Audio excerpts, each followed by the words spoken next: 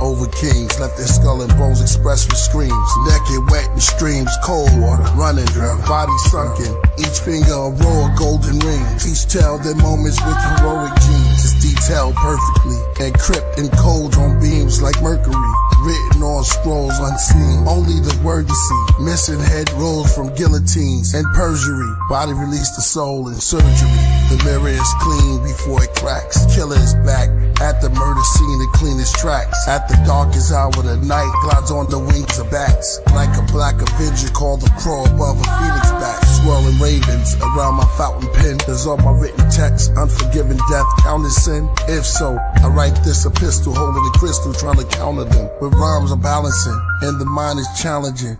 And all my writing books that lightning pushed. Open with burning pages, minister from sermons from ages. A lot remain hermits nameless. Hip-hop ordained minister of greatness. Came in the game from a spaceship. My Merkaba message, wordsmith on records. Magic, check it. It's like I'm related to the inventor of Tetris. It's weird, cause as my name slowly go down in the pages of history, the book disappears. My bars then reappear in shapes that's great. From the top, then slowly drop. It's reoccurring as ghostly hip-hop. I'm the phantom. Hold your attention for ransom. In my father's house, there's many mansions. Each room a bar, lounge, and expanded. A black K stretched next to a Celtic P. The crest etched upon my eldry. Red rosaries, holy beads. They read, I wrote a creed for the dead that goes to the elderly. Try to put a hex or spell on me. Ropes around the necks fell from trees. Open the doors of the cellars, make you dwell in hell for centuries. As the Middle Age seal reveals the MCKP, an executioner, with a letter from Lucifer. The dreads go booyaka from Nephis to Utica. I'm really that vulgar, as I read from the stilly of the vultures. I'm hip-hop, I'm the city and the culture. Watch, I play chess upon the universe. Map first, flat earth, pull up my chair. I use the borough of Queens as my queen, protect Brooklyn as king. They call check as I place Manhattan on the Madison Square. Then wait calm, you can't touch the Bronx. You in check, you got a problem trying to lift up Harlem. He touched Strong Island next. I start smiling, that's checkmate, Staten Island. 32 pieces from my Charlene set. Who went next? I shuffle tectonic plates like it's a deck. Any concept, my sword complete with all flesh. It's Killah Priest, the war vet. The goat of Psalms, coat of arms, and medals on my broad chest. Othello and shove devils into a vortex. Eyes yellow like the great owl. As my mic appears from out of gray clouds, my verse heard in wave sounds and frequencies of high pitches. Hide in hieroglyphics, the lyrics is aged now. A sage found. How do I stay bound? Young with a face frown. I'm older with grace. On my shoulders go plates. I went from headaches, but now on my head is where they place crowns. Caution when walking on my stage with your sacred grounds. Anywhere our feet touch become sacred grounds. See us walking over clouds wearing flaming crowns. If you ain't speaking with love, it's just a waste of sound. Sacred ground, laid it down, builders of the ancient mounds. Anywhere our feet touch become sacred ground. See us walking over clouds wearing flaming crowns. If you ain't speaking with love, it's just a waste of sound. Sacred ground, laid it down, builders of the ancient mounds. Lips of death kissed me and it died right before me. See, they say the Grim Reaper took his eyes when he saw me free. They need me like breath, though they cried and ignored me. So ironic, knew I was the most high as a shorty. Trees tried to record me in their rings, years of extra Lakers. Why y'all don't see that every tree's a stack of record players? Nectar mayor, nexus maker, killers on our best behavior. They say your next friend could also be your next betrayer. Magic trick, 3 eyes that saw me in half. I'm illustrating, brigand, raven spoken, taught me the math. Now it's all I see, thought I did. A seraphim that shared honeydew, melanin with the Z hive that's swarming me. They rhyme and it's boring me to dime. Be the glory, he's Allah's favorite suit. I arrived when he wore me, God. Body in the cleaners, had a stellium in Virgo. Kid adrenochrome sippers, melatonin into Merlot. Flying over New Jeru, I saw a giant priest rhyming on beats in a circle playing chess with all the burrows. I said I got next, sat on Barican dropping words, snow like ashes. Serapis, Caraxes, we played some worlds ago. I reached my jersey pieces from Monopoly and AC. Computer hacked the saxophone, calling music to play me. To learn your pattern, son, your KP. Where should I move my next? Word horse, jumpkin' JC, or is that move smart? I sparked the LEO with ideas to build a new art. The move is nights falling, cause his curtains made the room dark. I'm serving turns of blows that level the playing field. From owners to renting, the kingdom will never kneel. From Brooklyn to guillotine neck, protect your shoulder mug. Upon his head he wore a T-set. I spit a soldier's blood, the mad MAGA had that the dagger is still liquid. Watch it on Camden in slow motion, it's still missing. The Knights of Elves cut off their legs and still kick the globe back to the subconscious mind where it existed. Bishop coming at an angle but witty, maybe he missed it. I spot the rook coming trying to take the Queen Elizabeth. Swept the pieces off the glass roof, watch her slow breaking ozone Lakers. Once connected to the turbo deep, they trying to figure out how I cut them with a steel sword. And though I danced across the ceiling, they was still floored. Skilled at war, though I became human, I was still the Lord. Right until my name became huge into the billboard. I almost cracked the firmament, yeah, with just the surface below. While I was in the sky, breakdancing as the earth was rotating in the circle, I created an inferno. My breath across the glass wrote my name into the words glow. Head spinning on the ceiling like iguanas, it's the lizard ill. Nothing ever happened if it's all a dream, it isn't real. Pictures in your image real, lighting that I get to wheel. Grip the wheel, whip a pill, bananas when I drove off. Grasping with the spoke speak, magic on the throne seat. I'm faster like I don't eat, magic when our souls cross. Say the future limits you, traveling with no peak. Hide and seek the time I sneak back again but don't peek. I saw myself counting on the map again, a stone sheik. But many kings vanished cause their character was so weak. Collab with God until we slay the dragon on its own beat. Out the lid, on this pot they battling with no heat. Without my hands I caught a glimpse, then married it with cold feet. I walked on thin ice and melted half until there's no sheet. The Matrix figure skater, one it battling, yo hopefully the greatest figure skater. To the math magician, don't cheat. But what if no one can see us? No squares to hold and keep us. No board and no chess box, just astronosis Jesus. We just played each other's music, it controlled the pieces. Humans on the sidewalk, squares, planet psychokinesis. Every move connects fate and empty heads and neck weight. With Santos and priests in Australia, we talk to plant ghosts. Created Make money together.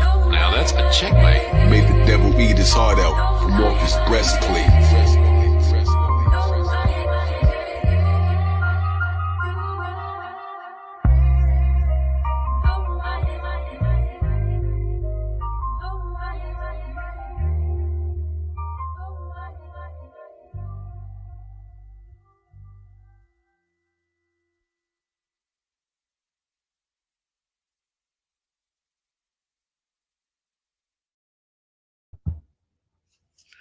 All right, peace and blessings to the family. Welcome to Royal Priesthood Wednesdays. It's your brother Knowledge One Lie here in the building. We got a special guest by special request. And shout out to John Newsome for this assist. It's about to be one of the most prolific opportunities we have here. We have a mastermind's mastermind, right? Well, with an eye out of this world. So it becomes an honor and privilege at this time to introduce and present to others our special guest for the evening. One who, for me, for all intents and purposes, created one of these manuscripts that I deem the greatest movie I ever read. Greatest movie I ever read, and the testament of a life well lived, though he's still living. One of my favorite kung fu movies ever, after the Five Deadly Venoms, is Into the 36 Chambers, and the rebel monk who took the teachings out of the temple back into society, his name was Sante. So in that space, in that true New Jersey, New York essence that we'll get into in 1 second. Again, my honor and privilege at this time to introduce and present to others a cinematic Sante the one who takes the world of his imagination and our imagination, out of our imaginations and out of our hearts, into the world for our thoughts and ideas to be immortalized, one frame at a time. So let's welcome Sante D'Orazio here to Royal Priesthood Wednesdays. Welcome, sir. Hey, thank you, man. Looking good. Hey. Thank you for that intro, man. Very cool. Glad to be here. Glad you were here. Yeah, I wanted to give a quick shout out to John Newsome again for this. John. Yeah, thank you, John. Yeah, man. So since we're there with John, give us one memorable, non-embarrassing / embarrassing story about you and John Newsome before we get started. And John Newsome, I don't know, man. What did we do? The good ones we probably don't remember. Back in the day. Now, I met John through friends like 20 years ago, and I always knew him as a painter. And we were all party boys back then, you know, and we would always see each other out at places, at clubs, but I always had a great vibe with him. So, you know, anytime I see him, a big hug and a lot of love, you know, one of those people. Yeah, he gets things done, man. He gets things done that I can't, you know, like putting shows together. Forget about me, man. He's great, but you know what? He's got great insight into art. He knows his shit, but he knows it from a deeper level. You know, it's not just, you know, paint to decorate somebody's house. None of us do that, you know. But it comes from a deeper place, and that's what makes great art. You know? And so John has that. Yes, definitely a legend. We started off with music, and in your book, you made reference to music without lyrics being the most abstract. Absolutely. It's it's the most abstract because it's the most relatable. When you listen to music and you listen to, like, I don't know, maybe a bass come on or congas starting up, and then all of a sudden that sound are forms in space. That's why people close their eyes when they listen. They're sensing the frequency, the vibe, but they're also seeing it, you know. They don't know that. And it's music and art are a relationship of line, shape, and form to create a composition. You see, and so just the sounds of those instruments, and then the brass comes on, you know, and then the piano starts playing. Those are all different forms. You know that. I'm just explaining it just so you get it as a picture. Because so if I put two squares up, there's a relationship. If I turn it left and this one up, it's a new dynamic. It's a different painting, you see? And then if I introduce a splash of a color, now maybe I don't like that, but it's there. So now I got to use it to get to my next picture or form and or my next sound. You know, Miles Davis always said there's never a wrong note. You basically use it to get to the other note. And then together it creates a rhythm and a form. And you use what others think are a mistake as your bumper, your guide to getting to the next form to make it a composition. And it's the same with sounds. But because with music, we're able to feel frequency and we're able to feel the rhythm, the harmony. It's the most direct of all abstractions that exist. So what happens is once you put lyrics in, then it becomes a narrative, and obviously that has to work together for it to work. But now you're being led through, broke up with my girl. She broke my heart. I saw her with another man. So I'm telling you the whole story. You're picturing that, but you're feeling the vibe, but you're still picturing it. That's the definition of a narrative.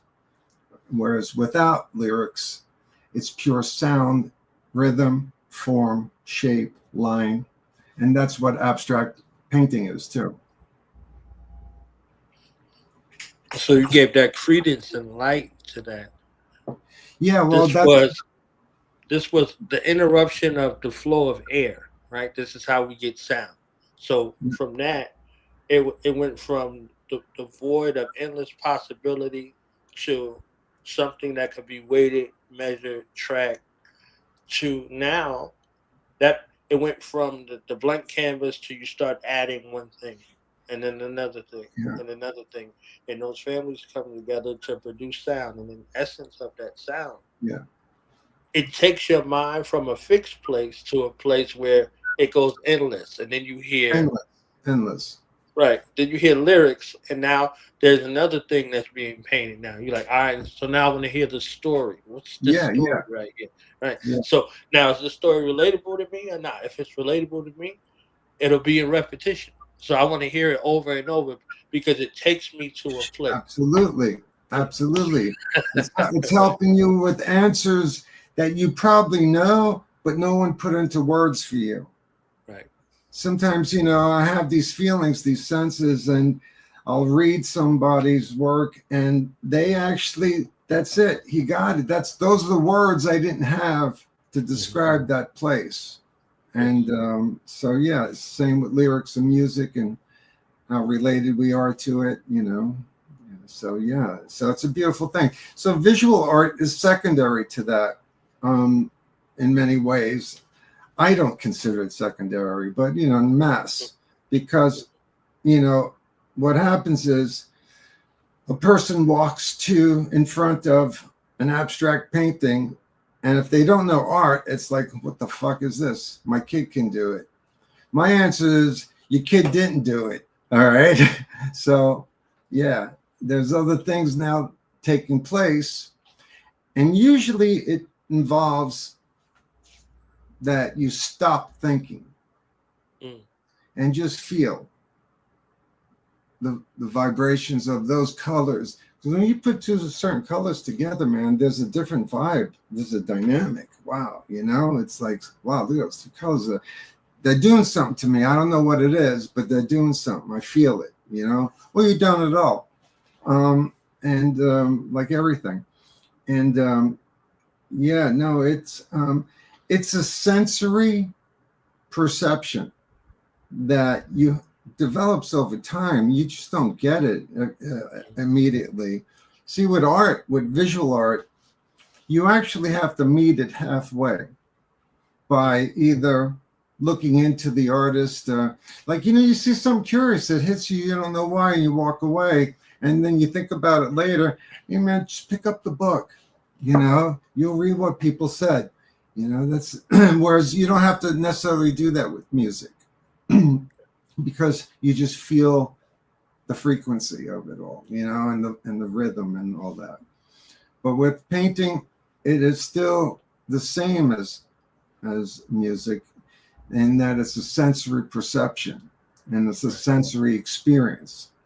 Once you say, what is it? You lost the picture, because it's not what is it. It's not a tree in a house and it's like cut up and broken up like a cubist painting. No, it's not that. It's what it is you can't close your eyes, of course, it's a visual painting, but you just stop thinking and trying to figure out and put it into your narrative.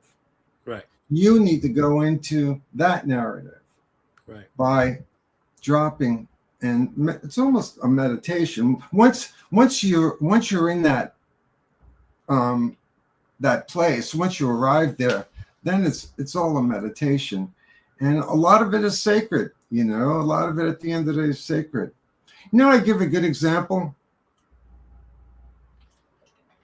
You ever walk into like some abandoned house or building, and you come across this big wall that has all these drips and stains and different colors on it, and you like somebody maybe just even a contractor sprayed an arrow, you know, and it's like you look at it and you say everybody does this, and that's great, but it's like, wow, look at this wall, man, it's beautiful, isn't it? Well, shit, I'd love to have that in my house like that, you know. Right. But that's how you look at painting. You say, you walk up into your canvas and you're not thinking, oh, this is a wall, these are stains, then it must mean something. But no, nature made that, as he made the artist who made the painting, right. You know, and you follow that sense perception of, oh, wow. Because you're no longer trying to figure it out like house, tree, dog, cat, you know, and all that. That doesn't exist in an abstract painting. You see, it's think of that wall, the feeling you got like that. I've gotten that many times when I walk into an abandoned place, you know, you're like, wow, check this shit out, you know? And that's the same thing with a painting, you know? Right. And then when you read about it, it opens up even more doors. More right. Channels, leads you to others that he liked because you read about him and he mentioned this guy. You should take a look at him. And then you're like, it takes years, man. Like studying music, you know, it takes years, a lifetime, hopefully, you know. Hopefully, right. Yeah. You just gave me the greatest reference from Enter the Dragon. You know, that was 51 years ago now. He's talking to the disciple after he comes from his teacher, you know, Bruce Lee in the film. You know, he's talking about, you know, what style do you have? I don't have any style, right? And then he goes to his disciple, right? And he's like, kick me. And his disciple's looking at him like he's crazy. You understand what I'm saying? So he's like, what is this? He's like, let me think. And then he popped him on the head. He said, don't think, feel. Right. It's like a finger pointing to the moon. He was like, 100%. If you miss the finger, if you look at the finger, you will miss all the heavenly glory. You see what I'm saying? So that moment becomes arrested once you try to figure out what the moment is instead of being present in the moment. And you made a reference in your book about the perfect shot, right? And I think the reference was, you know, most of us when we take pictures, we go by what we're programmed. Like, all right, on the count of three, right? 3, 2, 1, or 1, 2, 3, whatever the thing is, and you made reference to 3 versus and taking the picture versus counting down from 3, 2, 1, and you described them in different variances. So it already took me someplace. So it's like when you take a picture, right? And you should be feeling your environment. You should be feeling what you're seeing. But if you had time to think, your picture's already down the block. You missed it. As soon as you had to think about it. Because you sense that that's when you click. And it's also people in front of the camera, when you say 1, 2, 3, you should just snap it at 1. Because everybody's ready at that peak. Right. Then 2, they drop a little bit. And then at 3, their faces are sagging. It's a really shit picture. So I say 1, 2, 3. Yeah, that's usually your best shot. Yeah. Most people, when you work also in the commercial field and you have a client, they come in with drawings. That means they've seen it before. You know? So I'm trying to get that picture in between somewhere. That off moment usually is where the magic is happening. You know? And so, you have to be able to just, when you're out there with a camera, open up to your sensory perception of the environment. Feel it. you know.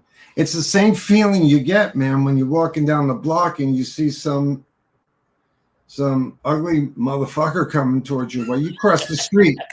I cross the street, man, don't you? It's like, okay, this is time for me to cross the street. Right. Right. You got the vibe. You got the vibe. You know, this shit's dangerous. Let me cross the street. Same thing, same sense, same perception, you know? And it works all across the board, every aspect of our life, you know? It really does. Yeah. So before we delve deep into the book, I read that we did. you had a life that you lived, right? You had a life. You had inclinations to want to be a painter, but that came from drawing and all of these things. So the successions and the stages of what you were doing, and you had your own dreams, and your mother had her own dreams, and your father had his own dreams. So you became their dream, right?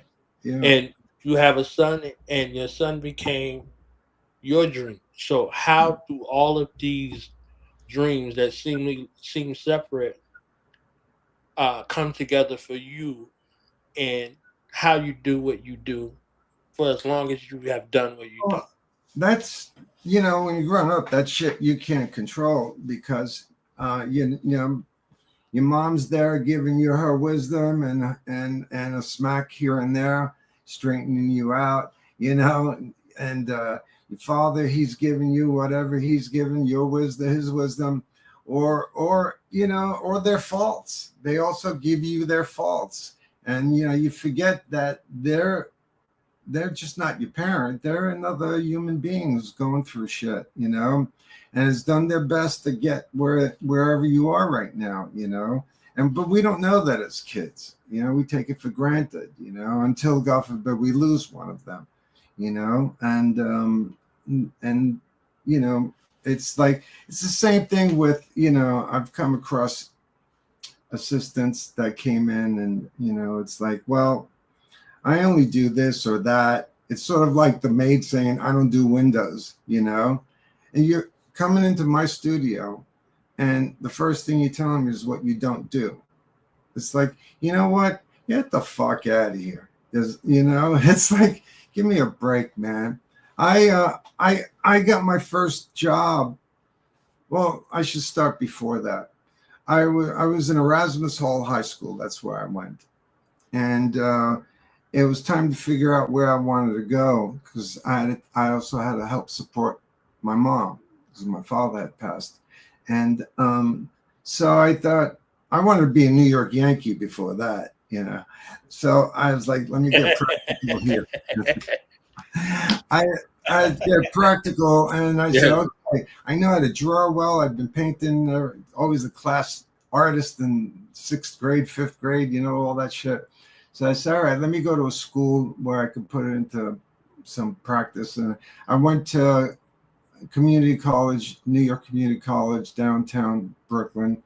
And they had a course in commercial art, learn to be an art director. My first year, I hated it.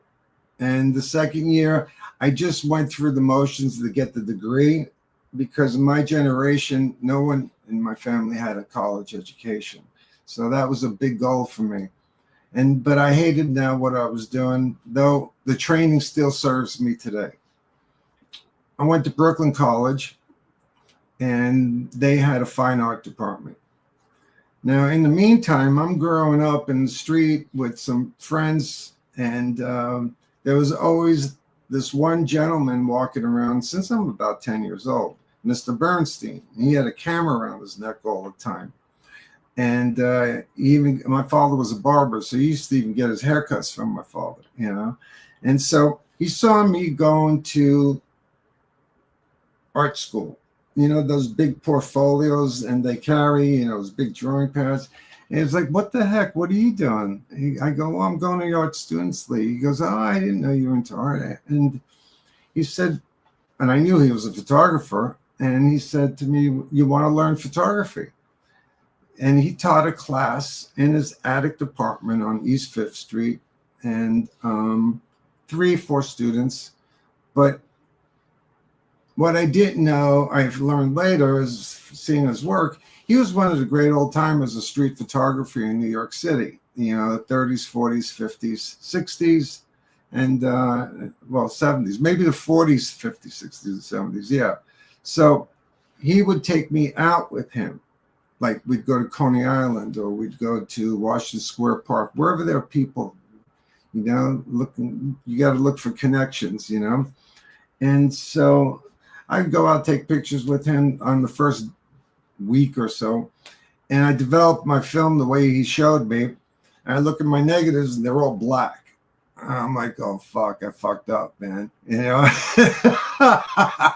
So I said, I went to see him. I go, Lou, what the hell, man? And they're all black. I didn't, like you said. And it's like, he goes, obviously you didn't, you know? And what do? He goes, I gave you the books. You read the books. I'm going to teach you how to see. That's the difference. So when we'd go out, I'd be with him. He'd point things out, like, you know, a husband and wife on the sand with the baby playing, and you're up on the boardwalk looking down. And I mean, he took some amazing pictures of like the baby just about to touch the father's mouth, you know, and the mother holding it. It's like a Madonna and Child and you know, Holy Family rather, you know, but on a blanket in the sand in Coney Island instead. So he was able to see those things, and they were sacred at the end of the day. They're sacred, the sacred images, because basically the symbolism goes back to since the beginning of time for us as human beings. Right. And they just have different names over time, you know. Isis becomes Venus, becomes Diana, becomes Mother Mary, you know, it goes on, including the Mona Lisa and Pam Anderson. Right. But you also related it how internal it was for you and the family, you know, those summers of visiting your family in Italy. Right. So those pictures, so your desire from the contrast was nobody cared about any art in your mind where you were, but where you are, everything was art and everyone was art. So it was a space of, you know, connecting both worlds together. Yeah. So because that eye works over here, you could find the art over here. You could find the beauty in everything. Yeah, well, you know, I didn't know, but that was my great art history lesson, going to visit family for 3 months in the summer. And my mother, first of all, was an opera singer when she was very young. She sang at some of the major opera houses in Italy, and at 20 years old. Then the war broke out, and that was the end of everything. You know, it's like putting you, not just your family pieces back together again, but the whole place is in rubble. And you know what that looks like. We've seen that on the news all the time. And so that was the end of her career. And from being from a small town in Italy, from the South, women didn't go traveling alone. It was a no-no. You didn't do that, you know. And so that's why she couldn't pursue. So she dedicated herself to the church as what are they? They're everything from secretaries to liaisons. You know, it's a pool of women who are not wearing the habit and yet follow a sacred order. And so until, you know, my father, who had moved here before the war, his whole family had been here. He had been married, had 3 kids, and his wife passed away. And they wrote home to the old country, as they still do. And it was an arranged marriage. And my mother and my father, they knew each other. They were from the same small town. And she did not want to marry him. But because my father, on the other hand, my mother had been, as an opera singer, relatively cultured, you know. Yeah. But my father, being a barber, working at the age of 10, he was already standing on a stool cutting people's hair at 10 years old. And so it was about, there isn't much of an education one can get like that. And he was not cultured, let's put it that way, you know. Different culture, right? He had a different culture. He had a work ethic from, if you could stand on the stoop and cut somebody's hair and somebody not thrash you, you're it's a absolutely different right. sort of space, right? So I was using the word cultured in context to, we were talking about painting and art. Right. So in that way, no. But in worldly ways, yes, very much so. You know, in terms of in a barber's chair, a barber can transform your life. You can come in there looking like Harry from Harry and the Hendersons and walk out looking like, you know, Van Damme. It just depends on, you know, how they see that work of art. Yeah, but so my father, though, was a lot of fun. People loved him, loved having him at parties. He was the life of the party, told everybody jokes, a lot of dirty jokes. And I used to, in Italy, I used to hear them all as like a 5-year-old. Then I'd go repeat it and tell my friends, thinking I was being smart or cool. And not only didn't they get it, they didn't understand what the hell that meant, you know, because it was a dirty joke. And I didn't even know what it meant telling it. So it was like, you know, you just repeat what you have around you, you know. So I had the holy and I had the street, you know, in both my mother and father. And so when we go to different, my mother wanted to visit every church. She prayed 3 times a day, my mom. And she wanted to go to every church. And my father went to the, you know, the ice cream shop instead with his friends. And, you know, we'll pick her up in an hour and we'll have a blast. But I had to go with her. So when she sat in the pews, start praying, and these churches are museums, man. These churches are museums. Everywhere you go in Rome, it's a museum. You know, so I would get out of the pew. Once I saw her moving her lips, I knew she was praying. I snuck out of the pew, but she knew what was going on. She didn't care.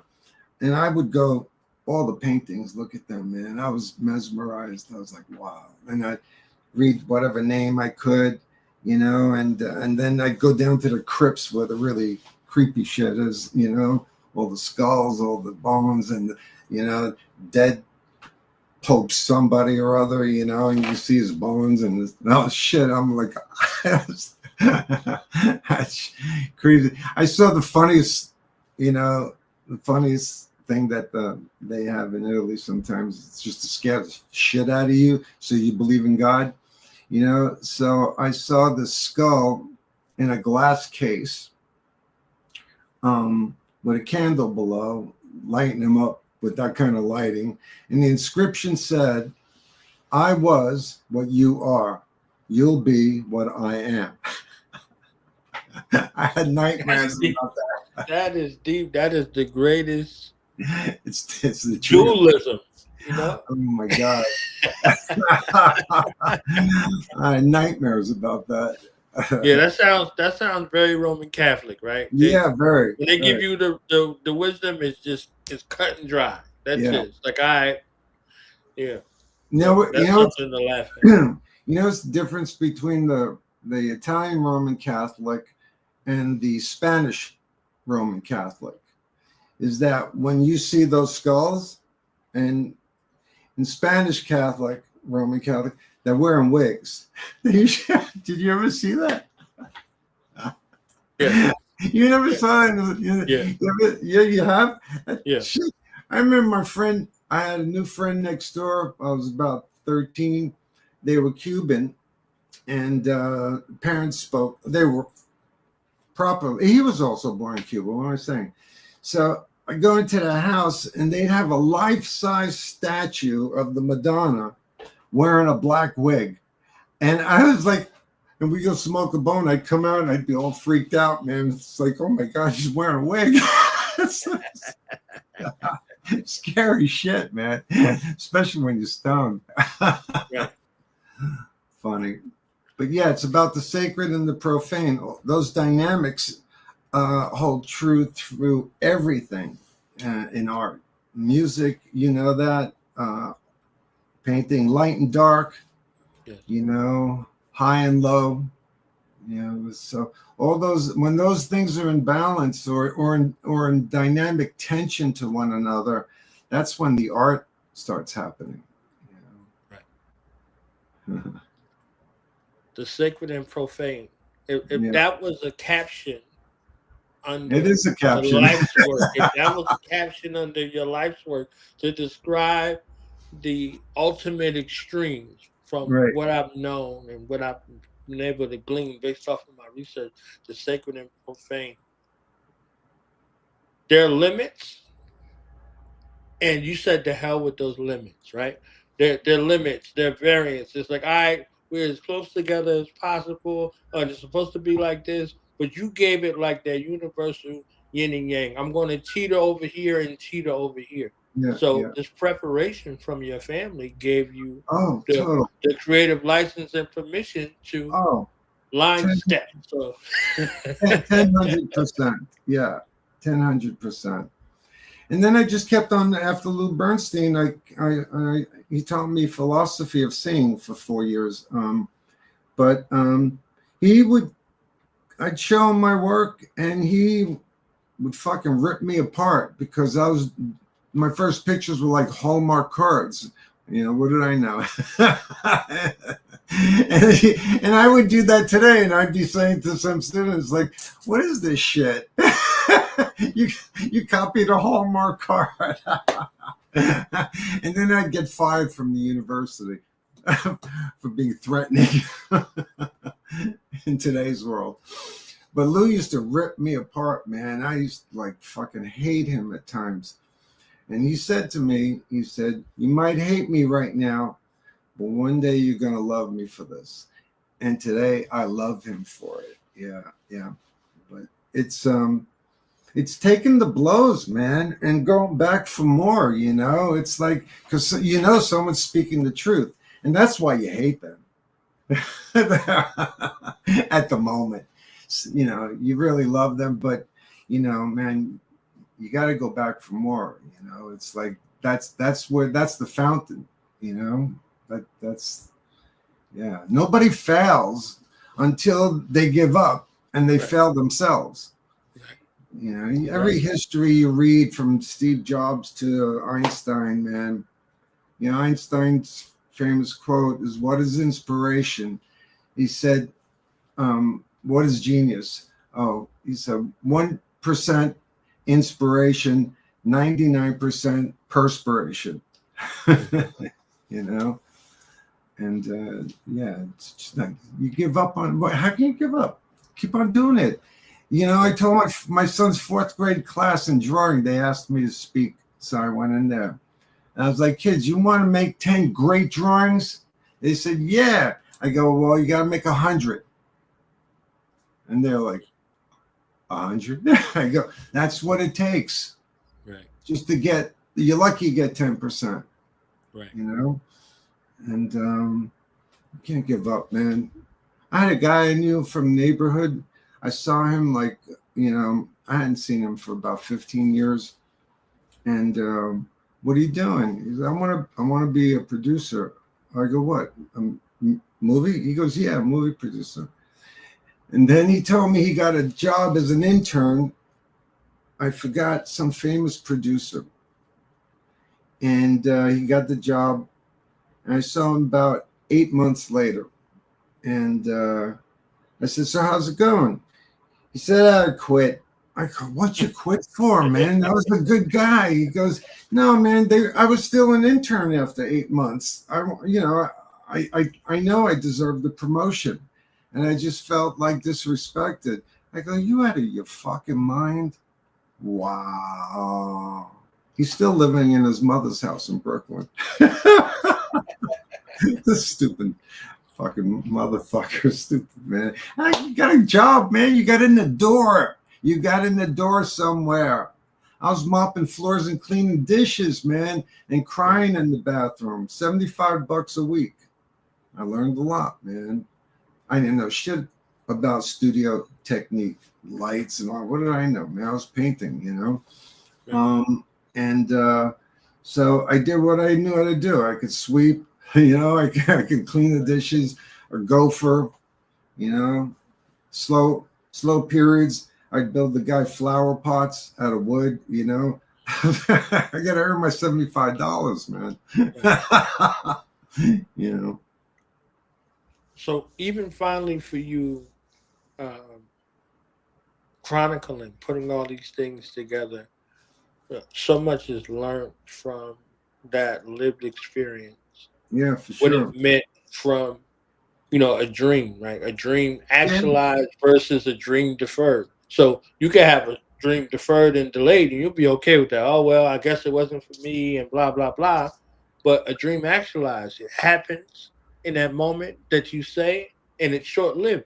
So it's like, all right, I wanted to be a producer. So he got what he wanted, right? Yeah. But when he saw what it was, that was it. He's Right. like, oh, forget about it, you know?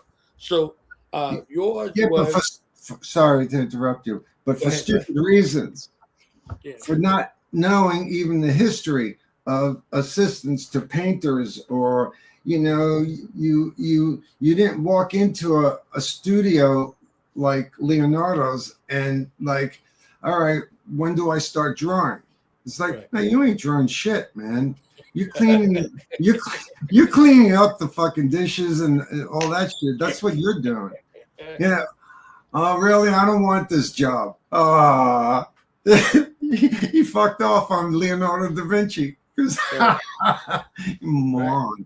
I mean, I'm sorry. And that was the movie of 36 Chambers, right? Sante, right? So Sante, he wants to learn how to fight because the Manchus had killed, you know, his family and all of his people and all of that. So he was mortally wounded, and he snuck into the cart, not even knowing where he was going, and he woke up in Shaolin, right? So with nature healing his wound. So he's like, he wanted to learn how to be a monk, and it wasn't traditional. That's not how you got into Shaolin. You showed your space to fealty outside the door, and however long it took for that humility, and then that's when they brought you in. Yeah. So his was an absentee space that was reminiscent of the Damo who actually started the temple, right? So he was like, he had unlikely circumstance, but if his unlikely circumstance didn't happen, there's no Shaolin temple. Yeah, you see what I'm saying? So the dichotomy in regards to what these experiences are, they're intertwined. So it's most likely versus least likely. When you said sacred to profane, right? They have overlap. You see what I'm saying? So this guy woke up in a place that he wanted to be, and it was like, why do you want to learn? He was like, because I want to, teach people who don't know how to defend themselves because the Manchus are killing them. So it's like, they don't know that concept anymore. They might have had it, but they're not aware of what's going on anymore. So again, if you look at your own life, your mother was a certain kind of way, and your father was a certain kind of way, and you become the sum total of that experience already, and then you have your own desires. So if you got 33 and a third for your mother, 33 and a third from your father, but you have 33 and a third of your own. So, the question becomes now, when did you truly come into your own? You have the front load of what you received, but when do you, Sante, come into your own in regards to your own identity? Well, I'll tie it into what you were just saying and what we were talking about, and how I got my first foot in the big door. I was an assistant to a good commercial photographer 4 years after school, 3 years after school. And he also shot famous models for liquor ads, cigarettes, or whatever. And one of my other friends was an assistant to a hotshot glamour photographer, Vogue magazine type. And so he was going out with we're both like 22, 23 years old, you know. And he's going out with the most famous, like, Kate Moss of the day. All right. And he's 23. So I would go, he'd call his friends, us, if I wasn't working, come assist today. Oh, sure, definitely. And so I would go there, got familiar with them, and they would take me out to Studio 54 once in a while with them. And so she was yawning about another Vogue cover. Okay, that's how she had 1 year 8 out of 12 Vogue covers, American Vogue, 8. It's unheard of. So the agent would call and do another Vogue cover, French Vogue. It's a great magazine. Nah, what if Jeff shoots it? I'll do it. Her boyfriend. So he'd get there on the tripod, set up the lights like he did for his the guy he worked for. Big lens, motor drive. Next roll. I didn't even have time to blink, and he shot a roll, you know. And so he did that. He put 10 of them in and gave them all the work. So he didn't even edit practically. I mean, I'm sure he looked through it real quick, but. And this motherfucker, 23 years old, had French Vogue, Italian Vogue covers, Elle magazine, 23 years old. And you know what? I knew he couldn't take a picture to save his fucking life. You know, I could tell, you know. But I didn't care. He was my friend, you know, God bless. You know, I was always happy for my friends who were getting somewhere, you know. Right. So I had an art director in Italy who I knew as a friend, said, you think your friend Jeff would come to Italy and shoot for my magazine? I said, I'll ask him. Jeff, you want it? Yeah, sounds like a great idea. I said, you know what, man? I got family there. I'm going there every summer. I'll go with you and I'll assist you. Oh, fuck, we'll have a blast. And I didn't have a portfolio like nothing. I had 12 photographs in my portfolio that looked like 12 different photographers took them. I was just starting out, man. I wasn't ready to go show them my book or anything. And then what I did was with Lou Bernstein, I took pictures of whales at Coney Island. I brought those along too. And then I had all my little life drawings. So I wasn't ready for that, but I brought it. And the night before, man, he calls me up, he cancels. I quit my job. I saved my $75 a week, you know? And here's the crossroad. It fucked me up when he said that. I couldn't believe he just did that on me the night before. What do? Everybody by nature, we respond to fear. Oh, maybe I'll just cancel. I shouldn't go. And as Carl Jung said, where there's your fear, there lies your calling. Right.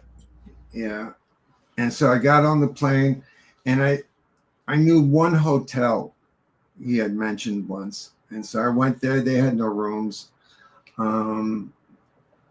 Never thought of making a reservation because I was going with him, you know.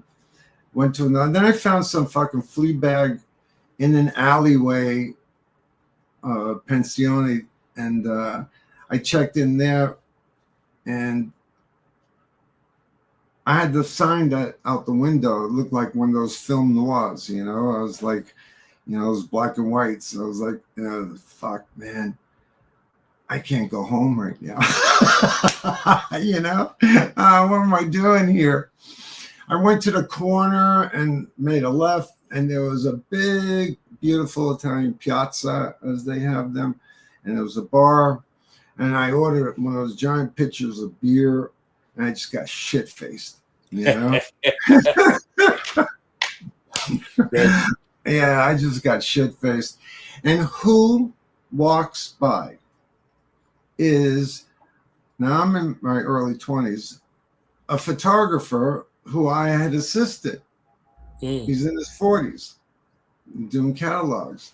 I was like, I saw him, I got him in a headlock and I wouldn't let go, you know? And then, where are you staying? Oh man, what? That's a shithole. Why are you staying there? I said, I don't know. Because I'm going to Portofino tomorrow. My girlfriend, why don't you come with us to the Italian Riviera?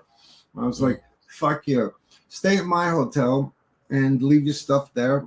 And I was like, genius. His hotels were the model agencies sent all their girls and male models, female models, photographers. Right. And it was one big fucking happy family. And what a relief. So I happened to be a block and a half from Italian Vogue. Right? Coincidence. I didn't know that. And God knew, right?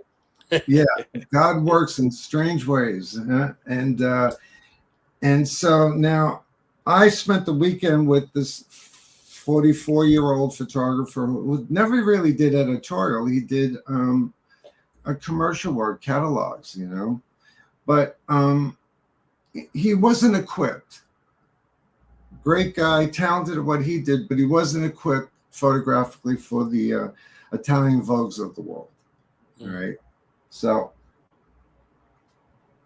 he's telling me all the fucking downer shit that I didn't need to hear. I have no work. I've been here 3 months, not job, nothing.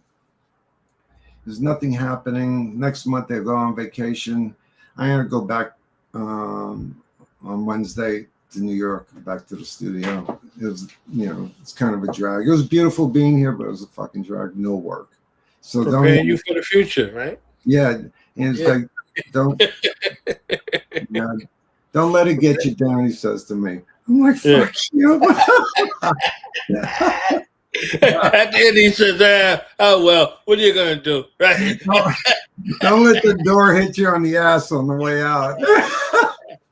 So I said to myself, you know, it was Monday, and I said, you know, man, fuck this. I'll go to Vogue. They'll say no, and I'll go visit my family. You know, I know how to get there. You know. And I just said, I don't need this shit. He says there's no work, you know. So I go up to Vogue office, no appointments, you know. Bing bong, here I am. What do you want? I want to see the art director. Well, he's busy at the moment. Can you sit down and wait? So I waited there 3 hours, and the art director finally walks out to get a coffee because there was a coffee machine. And he's like, what are you doing? I go, I'm waiting for you. 3 hours. He goes, oh, man, I'm sorry. Come inside. I went into the art department, and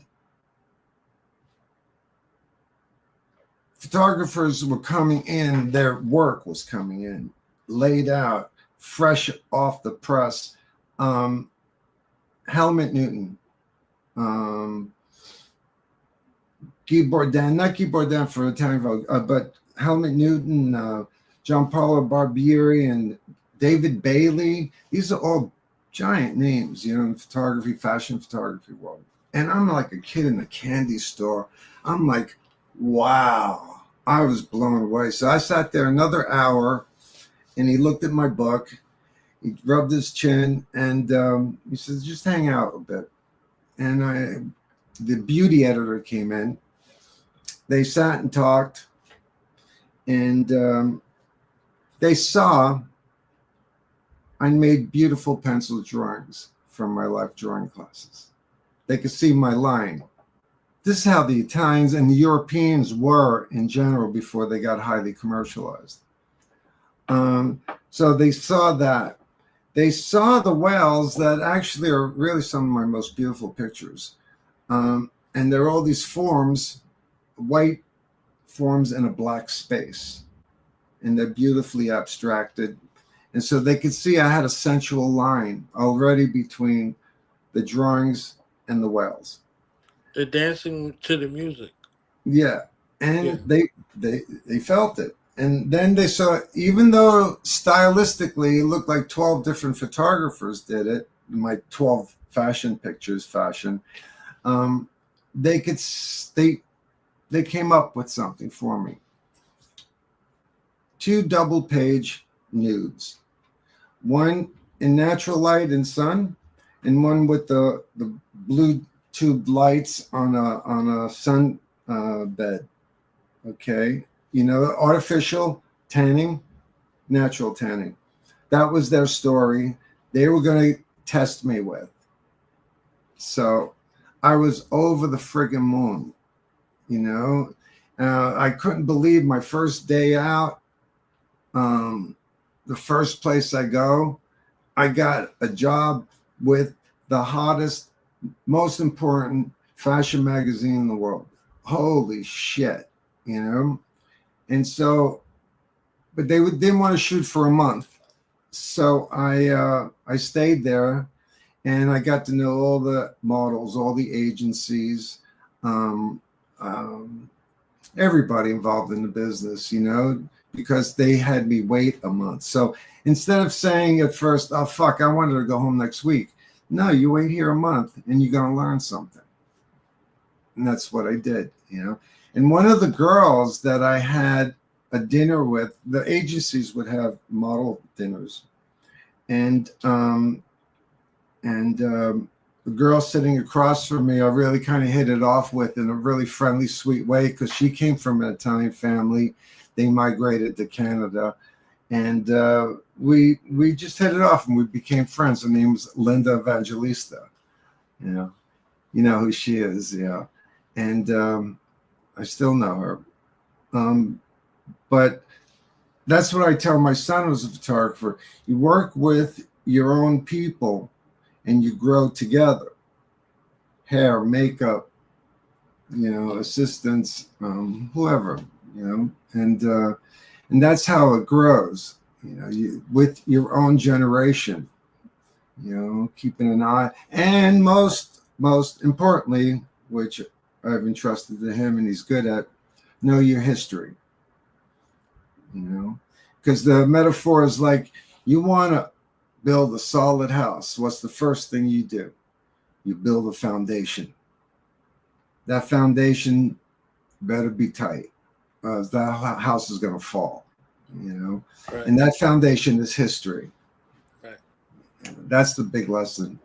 So yeah, I did that job, and everybody goes on vacation at the same time in Italy, August.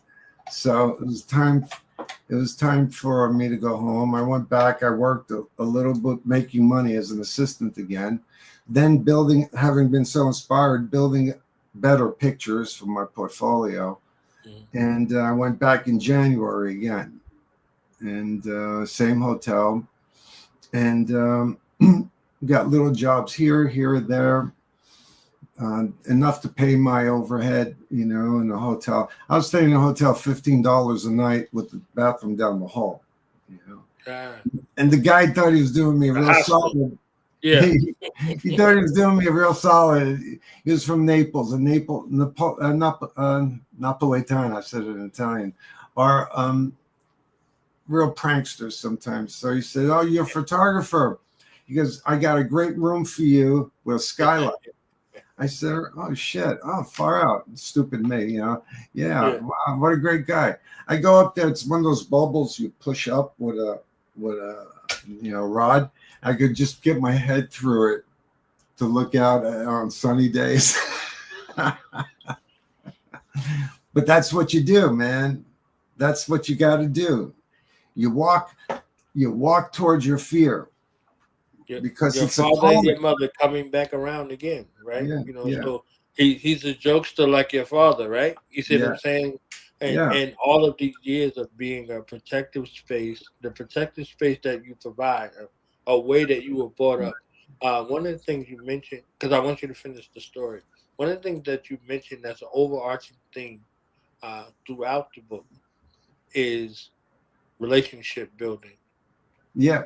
You didn't look at somebody and scowl at them based off of their position. You found a way to build a familiar, long-lasting bond with them, regardless of what their current station was. So that was another thing. So, yeah. The thing is, as a photographer, Lou Bernstein taught me, because we'd be out in the street, you know, on the street, people will intrude in your space. They'll just stick a camera, snap, and walk. That's the rudest thing you can do, the most disrespectful thing you can do.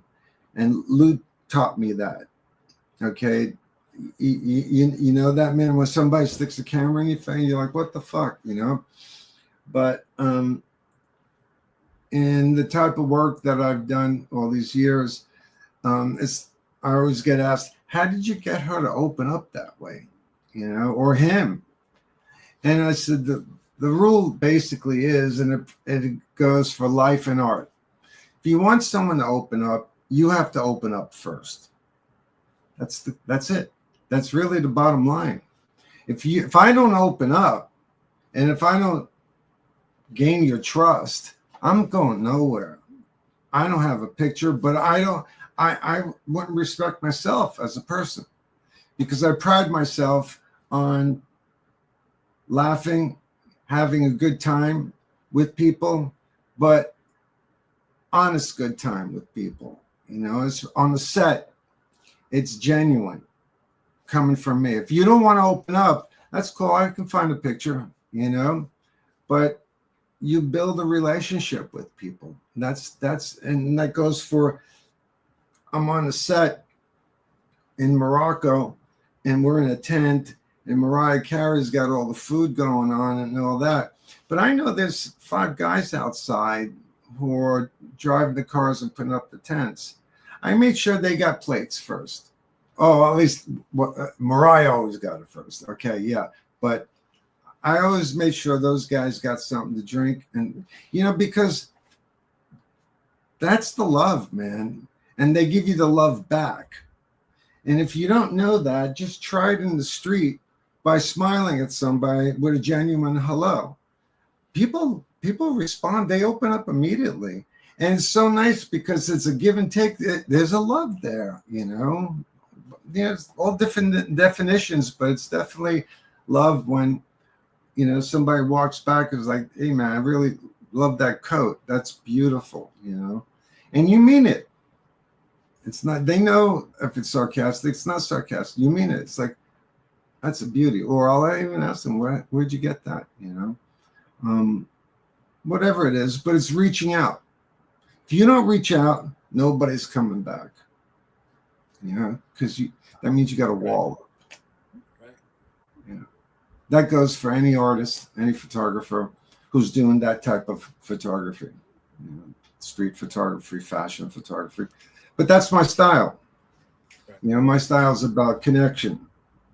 So it's not about structure, you know, in terms of like, always shooting on a white background with a hard light, you know, throughout my life. No, it's about exploring different things. But the essence of the picture is not that. It's the contact that I made.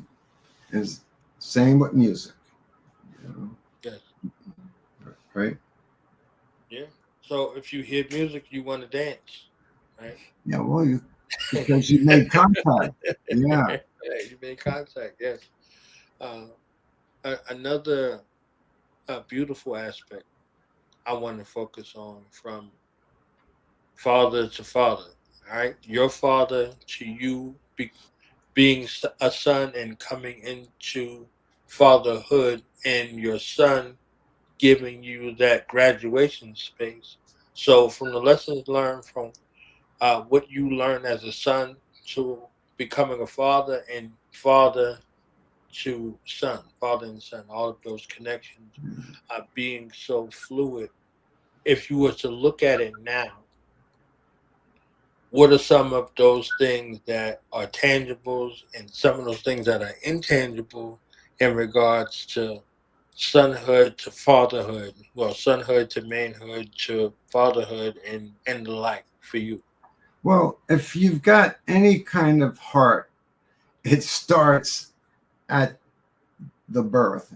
It actually starts with your relationship to the mother of your child, yes, but the tangible part is when that child is born, you have, if it's your first, You have no idea of the channel of love that opens up to you that you didn't know existed.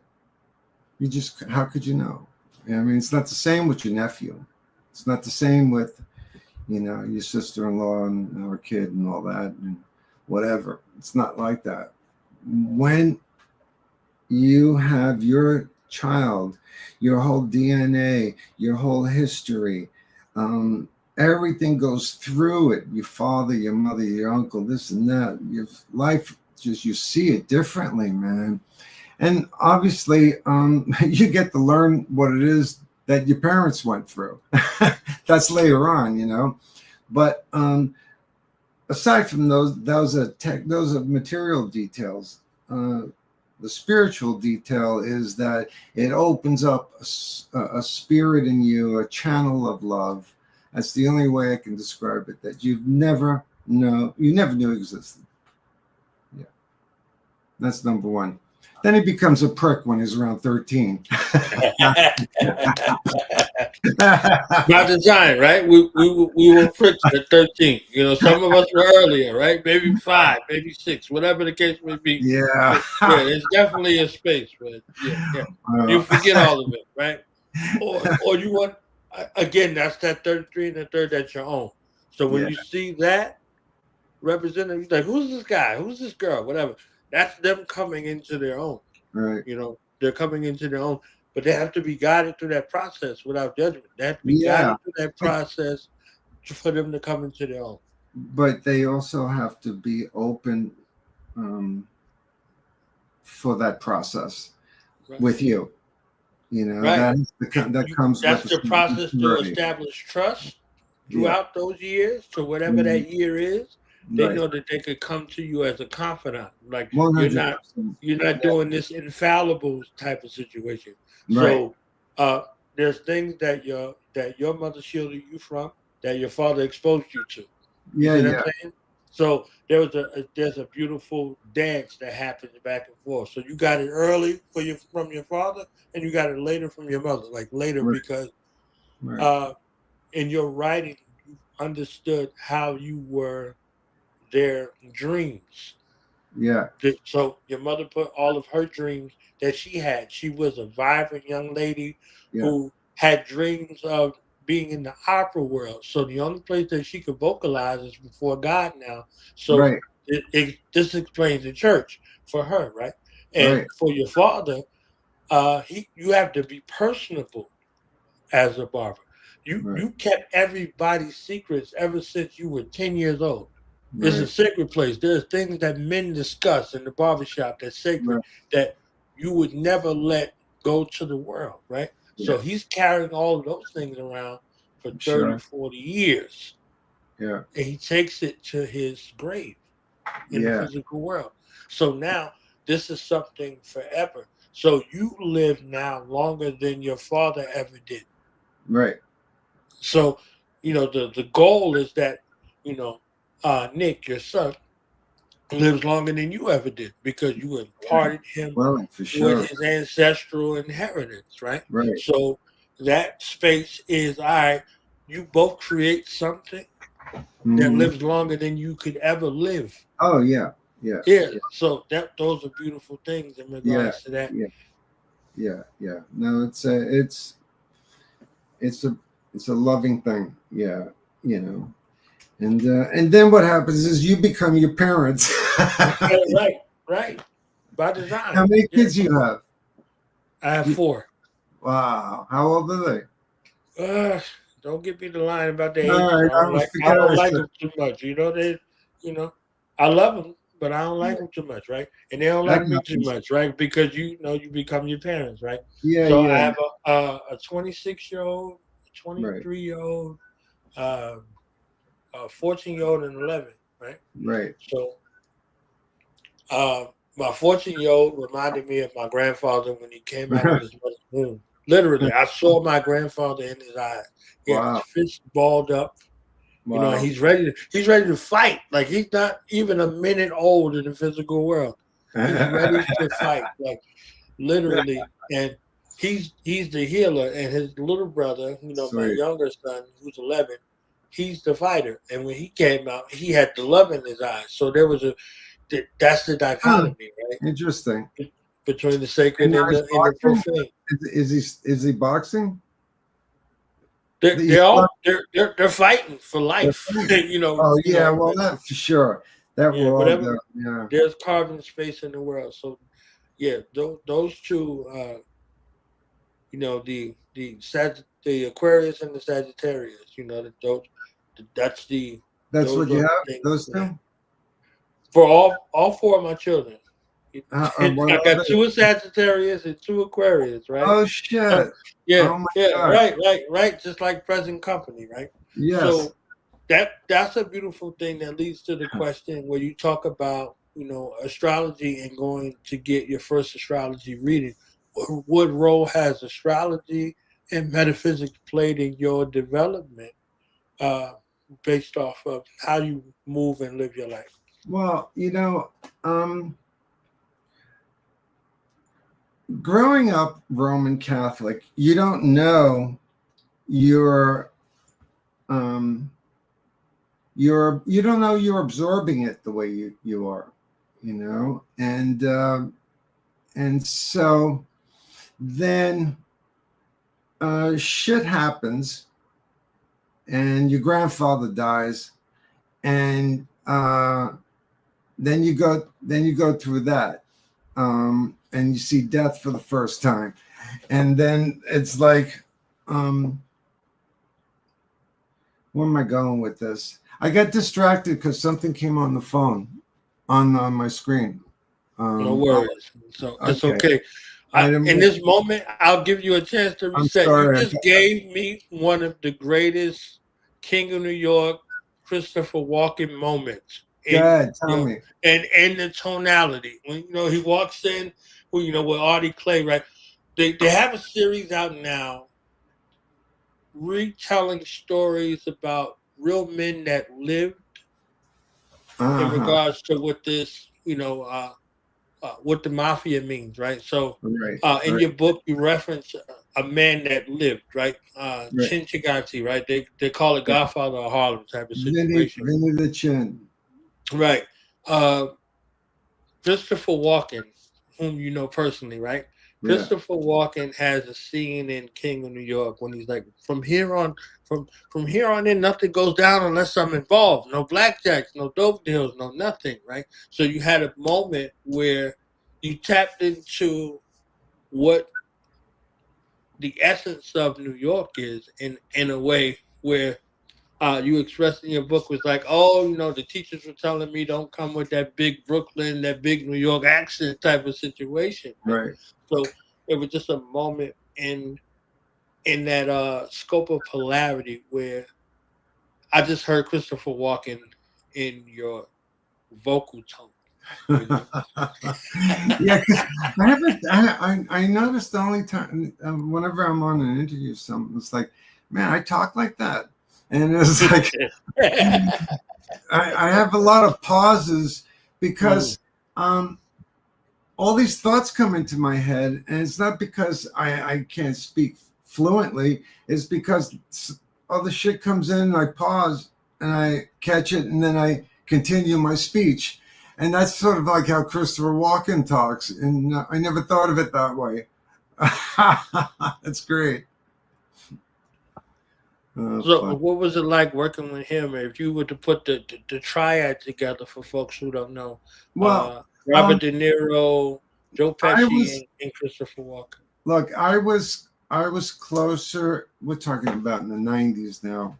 I was closer to De Niro than I was Walken, but I had been on vacation with Walken and De Niro, and so you know when I'd see him, we knew each other, you know.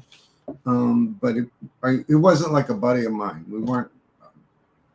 Bobby, I went out with all the time in those days, and through him, I met Joe Pesci, who we have similar backgrounds, so we hit it off like family, and he's just always funny, and I always loved Joe. You know, he's just a great guy, good heart. You know,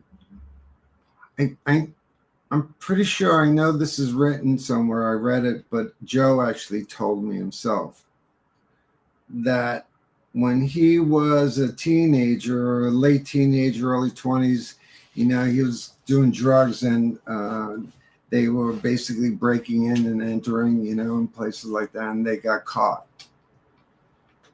And Joe spent about, I think it was 3 to 4 years in prison. And do you know what his expertise was? He basically, because he did hair a little bit, he did all the cornrows for all the brothers in the prison. They came to him. Can you imagine that? Right. The persona too, like the other part of the duality is he was a comedian guy. Him and the other guy who's been with him, they were together. They were like a duo. Yeah. Comedically. Yeah. And we've never seen him comedically unless we go back and look at like Home Alone or My Cousin Vinny, Right. type of situation. That's not him. Yeah. He's acting out the script. Yeah. But he's still funny as hell, man. Even right, in that. funny as hell. Like funny how? Like funny, like I'm here to amuse you. That kind of situation, right? So he turned something funny serious. So you're like, wait a minute, this is a serious guy. Then you see him in Home Alone. Like, no, that's actually him. Yeah. Versus the other guy who he steps up to perform as, and it becomes something that you got to live with. So people expect you to be this kind of way. So they see him as, this Italian guy. Then they see him as this Jewish guy, and then they see him as the Irish guy at the last part, right? Kill the Irish, right? So it's a whole nother persona, but it's the same guy, right? They're all worlds that he lives in. But his initial space with him and the other guy that's with him, that had the white hair, they both were comedians. Their aspirations and goal was comedians. And, they did the Jim Carrey situation before Jim Carrey, but they were believable enough. Yeah. Well, he had a stand-up act. Yeah. He had a stand-up act with a partner in New Jersey, because that's where he's from. Yeah. And somebody told De Niro, you should go look at this guy. And so he drove somewhere in middle New Jersey and to go see his act, and he brought Scorsese with him. And when they saw him after the performance, we got to have this guy. We got to do this. And that was Goodfellas. I think that was Goodfellas. Yeah. Yeah, it was Goodfellas. Genius. Now, you described the place. I don't recall right in this moment where you was, but you're a born New Jersey guy, like myself. You understand what I'm saying? Yeah.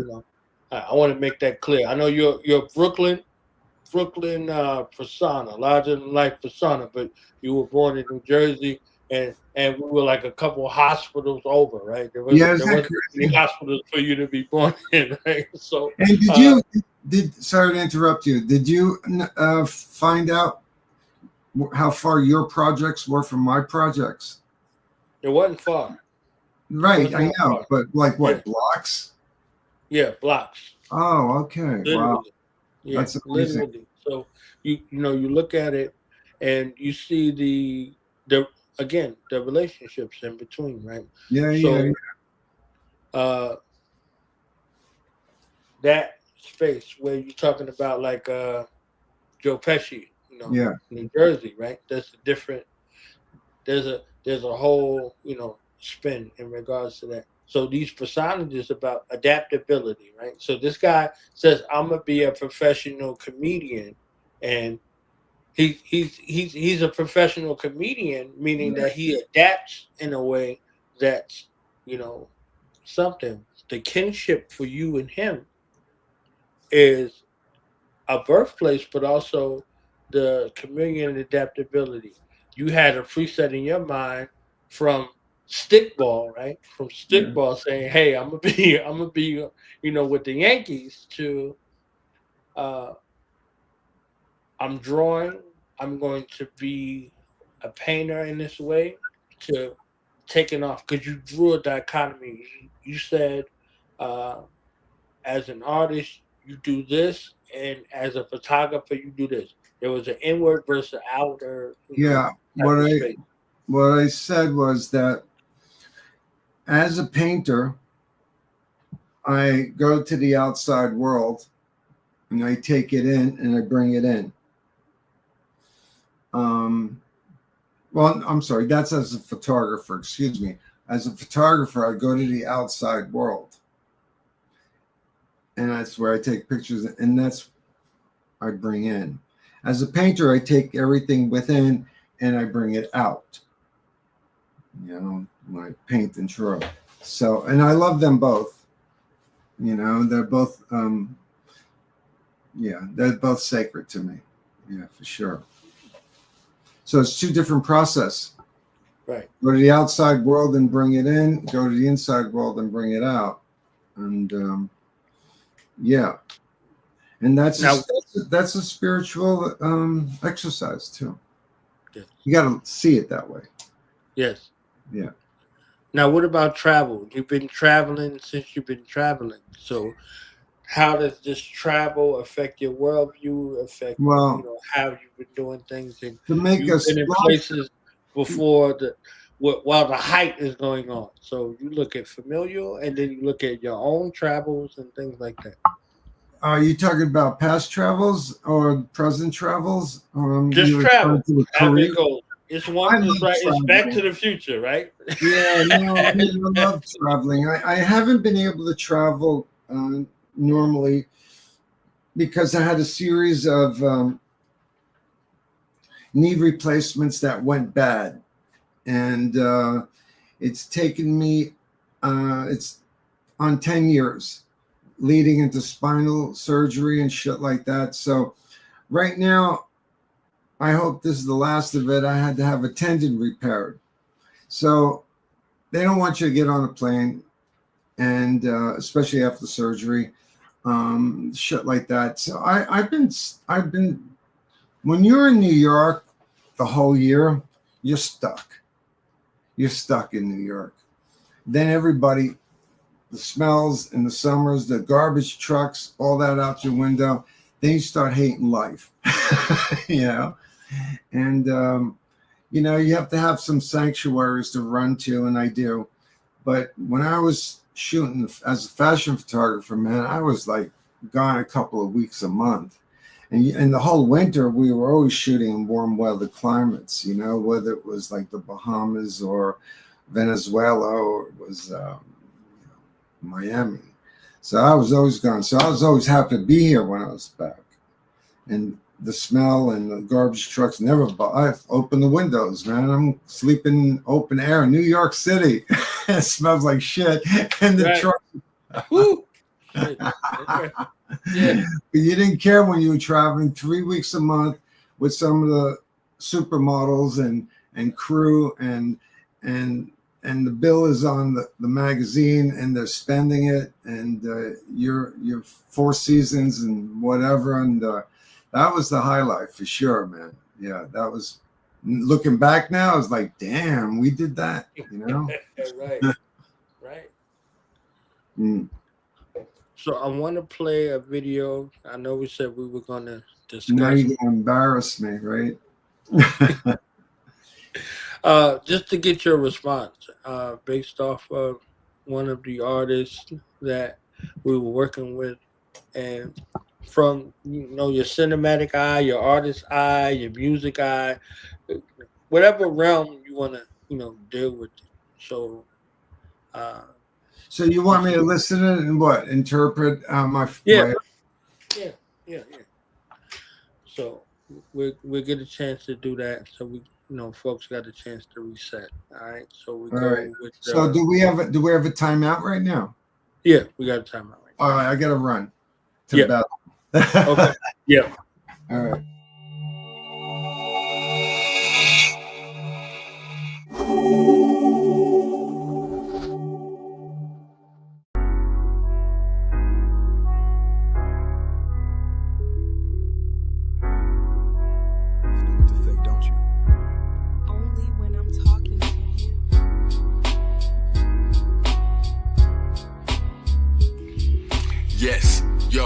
It all started on a silent night, watching old footage tapes spinning back when VCR skipping like a hot delight. He trying to fight, he hiding like pillow rays. Why you trying to swing it while I'm trying to like this Indo haze? Kimbo blade, slice of an essential page of life, an instrumental stage. He'd overwrite to catch the ball game. He had the time to say, car crashing, memory lane. She's switching dialect with mad, she go the street from classy. When we laying upstairs, don't even ask me. You smirking car passing outside, the beat was nasty, but it's sweet like taffy. On the precipice of making up, felt a slight tremor. Had the edifice shaking up, accompanied by 3 loud bangs. Now they racing upstairs, unprepared to see if the baby's waking up to their surprises. And they're levitating his trucks while he floating in midair with arms placing the crux on this one side of his room where it was raining too much as dark clouds hugged the ceiling.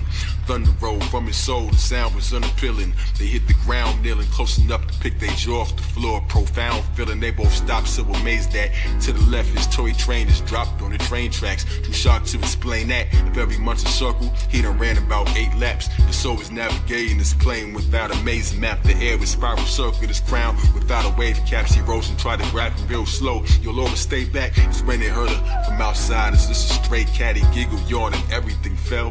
He just lay flat. Rolled his mother, sang him to sleep. I need a late snack. Wheels turning in his cranium too fast. Orange juice with pulp, he poured it straight in a huge glass. They hit up they booze stash. The liquor was too brass. He's really no drinker. Made exception for this. As she joined in the kitchen, had their heads in a twist. What's it mean? Cut the scene. We ain't ready for this. So they sat and watched the movie, ate a Mexican dish. As he reached and grabbed the phone that was next to his fist, caught his main man Johnny. They still cool. His thoughts inside his brain ran. Finally ring. That's a native course. Wiping the tomato sauce from off his beard before his ear was hit with the grenade he tossed. Switching back to pacing forth, meditating, facing off, incense burning, made him coughs and many questions pondered while he sits in the stool. Will he electrocute somebody if he swims in the pool? With his power, will he listen when we give him the rules? Should we send him to school? What's his energy fuel? It is what the master meant then about the beauty that he could bring to the world by Johnny yapping over needless things like using them for battery jumps. And no one needs a string retrieving rings from out of the drain below the ether spring for moving heavy things. You can charge a levitation fee. I regret calling you, he thought, but said okay, I see. Let him talk while he daydreaming about things that came to be. Prophetic vision series made to see that made him flee. Daughter, he was too afraid to open, hid away the key. But that brought him to a flashback. The room turned dim in every corner of it abstract. The night he got the glow, his senses heightened like a jam-packed city getting ransacked. Critters in the sand trap. Hourglass he toasted on the roof above the land tap. Let the rhythm hit him if a villain wants the man's mask golden glow. Folks below shivered who we glanced at remain anonymous a few years until the plans hatched. Notoriety just appeared as camera scan fact developed into fiction. Blood edition made it stands cap for many who had seen the footage of the glowing man wrapped in legend lore. Few who ever saw it, people stand clapped of everyone he met. He saw visions when his hands dapped. Random acts of heroism. Metal with the badge rats who mess with him and try to play heroin in his knapsack. Discovered it's the factory. And more than just a bad batch. Knew they throw a blow before they swing already jab back. Followed by agents claimed his energy was hazmat. Started hitting faster home, listening to jazz tracks. Head nodded like the bull be on the lamb's back. Miles Davis doing sit-ups to keep his abs flat. And every time he went and did a selfless deed, his cells agreed to elevate his level again. And he surpassed that. One night he heard a whispering sound as he was levitating, felt his feet lift from the ground while the spoken riddles what exists if it isn't found profound. Now think deep that birth creates you, reveal you. Heard his old master's voice explain the unrevealed clue that led him to a natal chart reading that was real true. Much he started studying the angles of the wheel zoo, looking for answers when his wife is getting real through and acting like she healed on the surface. It's surreal too, walking through life with feet dragging, wearing steel shoes. Circuits of the years flew, searching with no real clue to the stomach why, but what's inside emerging like the seal glue. The thunder cried they son arrived, the watery home birth. Shocked when they first touched him, dried him off and he glowed when he nursed. Their tongue was tiny, stunned they rise, the oral be spoke first. Query his son tried for the rare, but what they didn't know. Across the world another child was born with a different glow. Their lives ran parallel, destined to cross path back to his meditation as he stepped through the thought grass. His cherubims walked past while singing at the entrance to the heavens won't cause cast. Switching fast forward to the present time, he stepped in line on which the passport and he tipsy off one sip he had and gripped the glass awkward. Glasses in the hand, not an A to see the baby 3. Doing this is cue the missus who done let an angel free. She smirking while he working, trying to learn about the ABCs impatiently. Drew his first letter and he made it Z. If I plant seeds in his mind, one day they'd make a tree. Decided homeschool will be fine. They'll say he's ADD. She disagreed the way his eyes slighted. He was made to ski and insisted anyway. That created a split. And over time the gap widened more than they could admit. So we're in their mind, they pondering if they should just quit.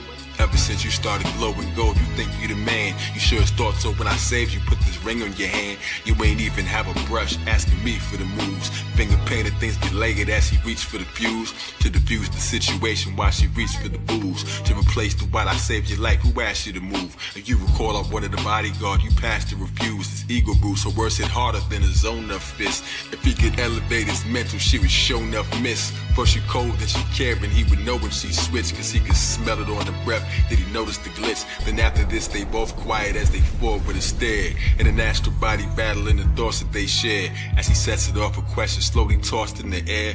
As words became weapons, back and forth with a stare that wrapped eternity in moments way too often but rare. Mental exhibition battle right across in their chairs. They sat motionless and frozen like they lost in the prayer. So their thoughts could flow freely while they fought in the square. Astral body kung fu with punches tossed in the pair. While they dodged and she ain't stopping, he was more than prepared. Because adjustment, it was sorta impaired. He white lotus dip, he barely scratched his aura. He laughed, his wife noticed it, got angry good. Reached for the staff to strike below his bed. Holographic psychic weapons made while in the yoga split. Self-defense classes trained him well to defend. Backflipped and swept his leg, he jumped compelled to the bend. Roundhouse he missed on purpose as he fell in the spin. He smoothly took the staff from her, now was held to a chin. Kissed the forehead, held her hands and they grinned. A short tussle, an opportunity exercising the thought muscle. At first he tried methods to stop it and more subtle till he made some points sharp enough to pop the thought bubbles. Falling back to reality, he caught her, she screamed. Back in body, now they laughing like it all was a dream. With roots stemming from a problem way too small to be seen. From Bruce Z to Zeus B, stopped and reflects. When Lil Z was on the ceiling with binocular specs, looking at his pop study astrological text. But stay tuned to the next chapter for what's following next. Superman origin, step into the Z. Swimming the electric waves, Mecca Jubilee. From a young seed that is meant to be a tree. Son of a dragon, tell the epic of a G. Superman origin, step into the Z. Swimming the electric waves, Mecca Jubilee. From a young seed that is meant to be a tree. Son of a dragon, tell the epic of a G.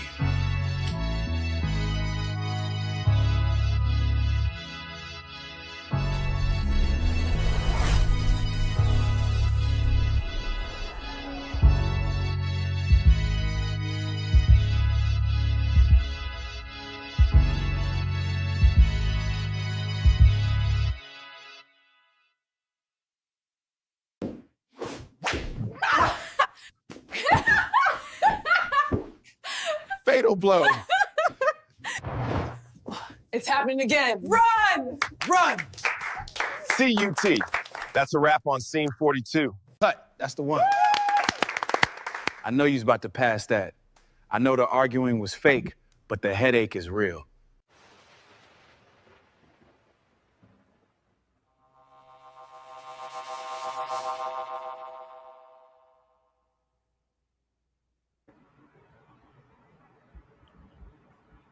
There it is.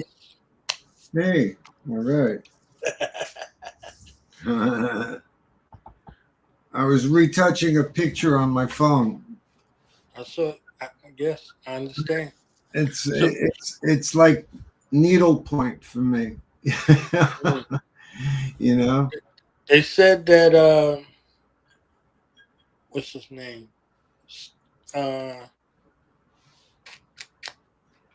He did the Tommyknockers, Stephen, what's his name? Misery, all of it. The author, what's his name? Stephen King? Stephen King? Stephen King. Oh, yeah. They said Stephen King would go to places that had his book and he would pull out his red pen and be correcting his own work in the book. So it's literally not a thing where you're looking at it like, oh, okay, I was doing this. Because once you make something, I know that place too well. Right, from for the public. But you still have your own vantage point from what you created. So you're always looking for some sort of way, right? Shout out to one of my teachers, my priest, Obade Dazzio. When you share your art with the world, that's from the most vulnerable space. From the most vulnerable space that you could ever imagine. Absolutely. So you're opening yourself up to the world's scrutiny about something that was perfect in your mind and in your reality. Right. That you give as a gift of salvation to the world. So the world has something to say, and the world wasn't there in your mind or in your heart. But you gave it from your mind and from your heart to the world. But they're the heroes and the sheroes. They glean from that experience. So whatever they're saying about what you created, that's their thing. Yeah, so now it takes a long time to not care what they think, because when you're a kid and care what they think at the same time. You can't, of course. But you also have to protect yourself sometimes because, it's just, you're most vulnerable, and hey, look, I was in the studio yesterday and I had just finished a small painting, which I loved. And then I was really in the groove getting into the next one. And, they decide they're going to now deliver the air conditioner, 2 units. So, man, there goes my vibe. There goes my day. I was, it was like, fuck. Okay. So I started chain smoking and just doing stupid shit and just basically really being irritated. But, I got it together. I was happy they were there because it was hot as hell and the air conditioner did arrive. So I figure, okay, this is what today's gonna be. But fuck, man, where are you? You disappeared. I don't see you anymore. I thought maybe you said, let's cut this motherfucker out. He's No. This is the sanctuary. This is like the same place. So one of those churches where you said you were out walking that night, and you was like, okay, I'm gonna go to this church of all places. You could have been anywhere in the world, and you were describing that I didn't have a lyre. Right. You got 100 lyre. That was the equivalent of 25 cents, right? Yeah. Well, no, so it becomes, in Italy, when I was shooting the collections, they used to do it in Rome. So we'd finish like 3 o'clock in the morning sometimes. So I was too wired to go to bed, and I would just walk out and walk by myself through the streets of Rome. And some churches were open, a lot of them aren't. But I walked into during the day a church, and I had no idea where I was. I went in through a side entrance, and I walk in, look around, and I'm standing in front of Michelangelo's sculpture of Moses. And I'm like, holy shit, how did that just happen? Or in the middle of the night, I'm walking around in the streets and there are little alleyways and boom, I make a turn because I hear some water and it's the Trevi Fountain, that's in La Dolce Vita, that great Fellini movie. Anita Ekberg walks in with her night dress into the water and nobody's around. Nobody is around. It's just empty.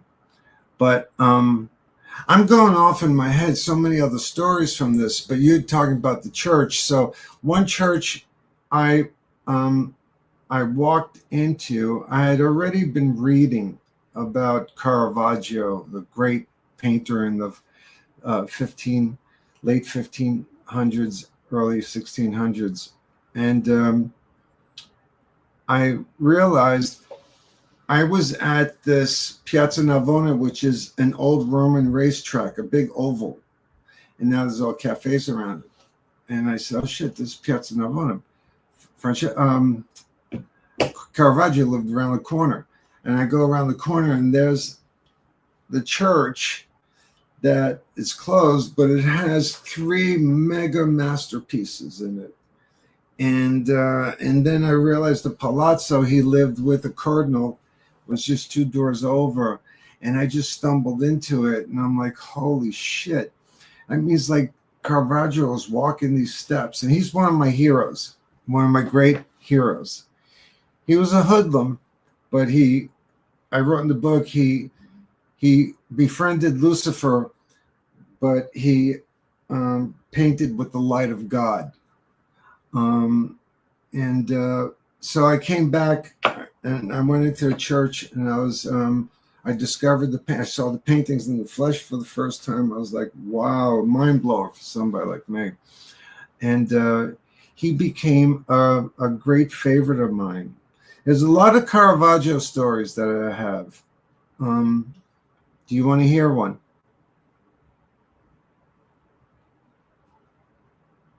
Hello?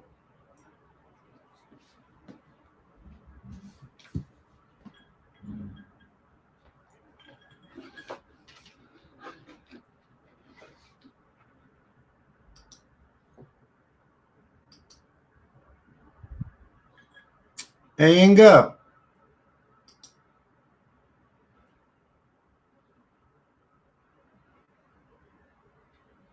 Inga.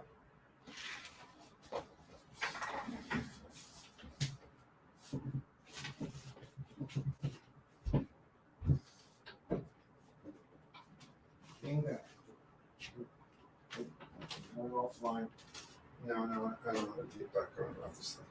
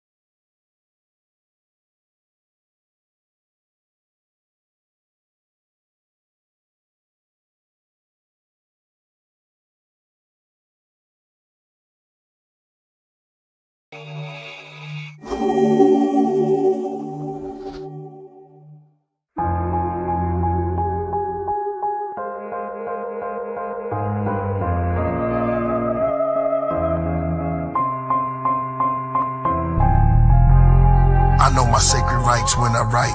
Who am I to judge? I'm in my pen tonight. I got booked in the pages with blue bars in. I started doing the sentence and finished at the margin. My mind tried to escape, but I'm the correctional garden. Max in the mental state, full of gems while I'm jogging. Using words and terms till I serve my turn. On my brain cells form into a bell's bond. Recording while I'm self-rewarding. Like I spit 3 autumns. When I release a masterpiece just talking. That's how I get when I'm zoning. chest flowing. I make the listener a prisoner of the moment.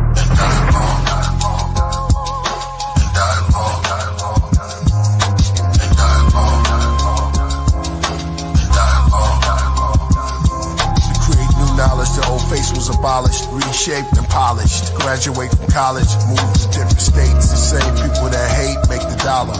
Leonardo da Vinci envy. Cathedral cardinals were busy throughout the cities of Italy. The evil part of the history and mystery replaced the people darker than pygmy. Eventually, Michelangelo and Bible radicals had it go by the Pope from that century to cover art immensely, intentionally. To dark ages from archaic, from rock paintings who started language, charts and data, tribal marks invaders, before titles and parts of Asia. The heart was nature, Africa was far ancient. Older periods, stars Sirius over pyramids, walls with cobra images. Rituals were open the mouths of mummies. Or biblical, how to rip a crowd for money. Identical, beneath the clouds of countries. Subliminal, one wears the crown is chubby. While we hungry, they ugly and frowned upon me. Look down on us, but count on us, and our growling tummies. Arrest the devil, read him his rights, Edomites. In the courts of the courts, the Lord's jury seated Christ. And the two witnesses, it's Genesis. Bringing the devil as God prisoner. The job for the minister, persecute him, and drag him to the chair to execute him. He tries to bribe you, stone him with Bibles. Give thanks to the Lord, for he is good. A million saints with their swords to the devil's hood. Metal hooves, stand in heaven where I never stood. Only in hell, music and spells. Magic only several could. Before religions, oral traditions, total transitions, Dogons, Egyptians. Both arms are risen, the boat gone and drifting. There's no on depiction, there's no on subscription. Snowstorms on Christians, black magic and sorcery. Mathematics, bad habits, horrors that I see. Dialogue, dialogue, dialogue, dialogue, dialogue. Giving honor and all glory, thankful and painful during long sufferings, calm when storms hovering, protected by my guardian angels. Their lower and their upper wings are covering, for soul restructuring. I'm like Job recovering, loosen all the knots and the cluttering till I'm filled with coloring. My life's a book with crayons and spray on. Our legs and arms are bronze from the Amazon. Lost tribes in Babylon. North skies we sung a song. Sweet chariots, then we carried on. Came from the nebula as settlers. We came here to plant grain, then explain the weather. The 10 spirits of the Sephiroths, their attributes and appearance. 10, this is the beginning. The hot ones like the chakra transcending. Our demeanors in Bina, in its likeness in his image. The nexus died like my eye. The astronaut on the ziggurat. Comet rocks past the equinox. Cast it on my headdress. The space cadet, that's the message. Then Gavura like Suma. Then Teferi, then the tea beverage. Connect with comedics, genetics and deep merits. Next up is next suck. After is hold in your soul. The Malkut's Tau book. Weed is Nubian, brown kush. Take away the image you saw. Now look. Jacob's vengeance on Esau, his crown took. Before the Platos and the Aristotles. In days of old, those were pharaoh novels. And dialogue, and dialogue, dialogue, and dialogue, dialogue, and dialogue, and dialogue, dialogue. Come with actions from a praxis. Every tree is going dialogue. Become paper for my reasoning and dialogue. Rhythmic, big applause to the lion god. Round of shakes, mountains, quick sounds can make the giants nod. Mayan god, zodiac clocks made of compliant cogs. Move barbarians, medicines from a psychic frog. Hallucination, equations lost in vagina bar. They all bow when I walk into the highest lodge. Climbed out the pupil in the all-seeing iris rods. Vivid third eye massage. Flying pigs high up the hog. While they hoarding, I'm boarded the next astral plane. The wheel turns, but I never seen its axis change. The same script, just the actors in the apple frame. While we giving different roles written just to act the same. And clearly Buke and Masters flame. Who could reenact the same? That's a shame. Planets rotating as the math explains. Shed my skin, left a million bodies on the path I came. Killed my former selves and got away, but look what that became. Master range, God released science when I asked for rain. Master brain, if you don't have a name, you don't have an aim. In and out this world so many times, still I haven't came. I can see the next me, seen through galactic frames. 7 keys, 5 degrees, demons on our path get slain. Royal priesthood, our reputation got them scared to death. Devils caught wind of us approaching, they give up their breath. Treasure keep a century, eat a season with time spice. I ate a clock and deprecated minutes from my hindsight. I took the 7 vows and went from infinite to finite. He's in the days, but he only entered it to finite. Looking at my chest, now she got interest in the finite. Talisman, divine height and body. All the Gnostics knew that wisdom's a divine right. Profound magic of a master at the round tablet. Heaven's real meal, not immortal from the ground addict. Holy epithets, open portals in my crown addict. Special spectators took the spirit world and brown back. The why knows like why know is ignorance bliss. But it's all mirage, vanished with one flick of my wrist. Took a picture of my watch like it didn't exist. Photo of my photons from the mystic abyss. Serpents with a hawk face, circus in my thoughts race. Knew my Pegasus would be the quickest at the horse race. Spearhead the mirror, fairy visions of the Lord's face. Arab in the abracadabra, abracadabra. Zigzag, zodiac killer, the next massacre.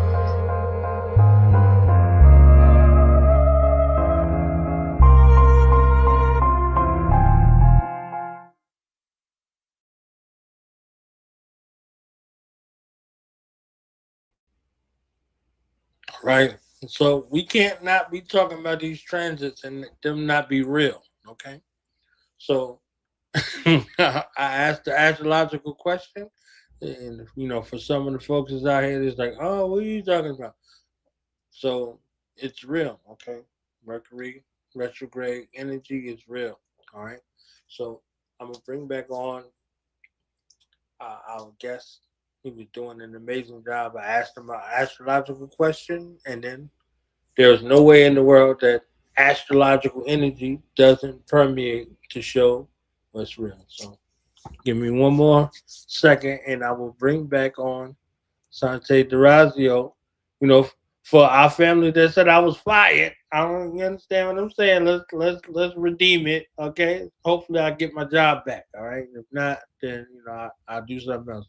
I'll go, clean some plates and sweep some floors. So it becomes my honor and privilege at this time to introduce some of the others and welcome back to Royal Priesthood Wednesdays, the one, the only Sante D'Orazio. Howdy, guys. Hey. Good to be back. What happened? Your line went down for a second or something like that? Everything went down, like everything. I was like, and I have a hard wire, I'm connected to the heart line. Yeah, so like the Matrix, they said, oh, we're connected. They cut the heart line. And today is Lawrence Fishburne's birthday. Okay, but wait, one sec. I just got to tell you a funny thing. When the line went down, the screen, I still saw you, sort of, and I just kept on talking. Then it went blank, and I was like, wow, man, they cut me off because maybe I was boring or something. I got cut off. I was listening to you. Back in Vaudeville, they get the cane. Yeah. Okay. The New York reference to the Sandman. Years ago, Apollo, right? Fuckers a bore, man. Get the cane. But I asked you an astrological question, and then we get, reference to, the energy, Mercury and retrograde. Yeah. So in your book, you mentioned meeting with someone overseas in regards to... when I was in Rome, that's what I was leading to, and then I got all over the place. I'm here, yeah. But I was with this model in the 80s, and she said to me, I'm going to see a really good astrologer, because her boyfriend was Roman. He was from Rome. And you want your chart done? I said, yeah, that'll be cool. I wouldn't mind that. Gave him my dates and everything. We went to see her, and she did my chart, and she did my tarot cards, and then at the end of the reading, she just like moved some cards around, and she was doing some calculations in her head, and she said, I have a friend in New York you should call. He's an artist, and I think you guys will be lifelong friends. And I said, who is it? She said, Francesco Clemente. And Francesco's one of the great artists of the last 40 years. He's came up in the ranks with Julian Schnabel and Basquiat and Keith Haring and all that whole generation under Warhol's umbrella. They all had a link, and he was the Grand Piper. He was the guru, the master, and so I knew his work very well. That's my generation too, and later, and so I was like, wow, Francesco Clemente. And she gave me his personal number and all that shit. So I came home, I got off the plane, and I'm walking towards where my luggage is, and there's a newsstand, and I see on the cover, Time magazine, it's Francesco Clemente. And I'm like, oh, man, I ain't gonna call this guy. It's like he's on the cover of Time. He got time for me.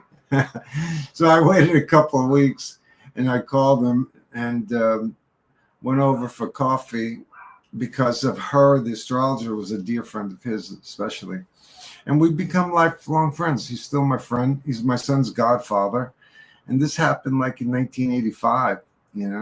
When doing my chart, man, the astrology and mixing them in her head and putting two together. She's like, you guys have to meet. And that's how we met, through the astrologer. But I had relationships to astrology, though. I was always interested. 40 years ago, right? 40 years ago for that meeting, right?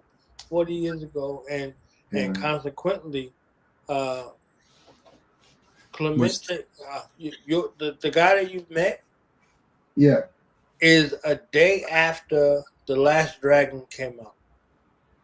How's that? What do you mean? The date of the release. The date of the release. The Last Dragon came out on the 22nd of March, and he's the 23rd of March for his birthday.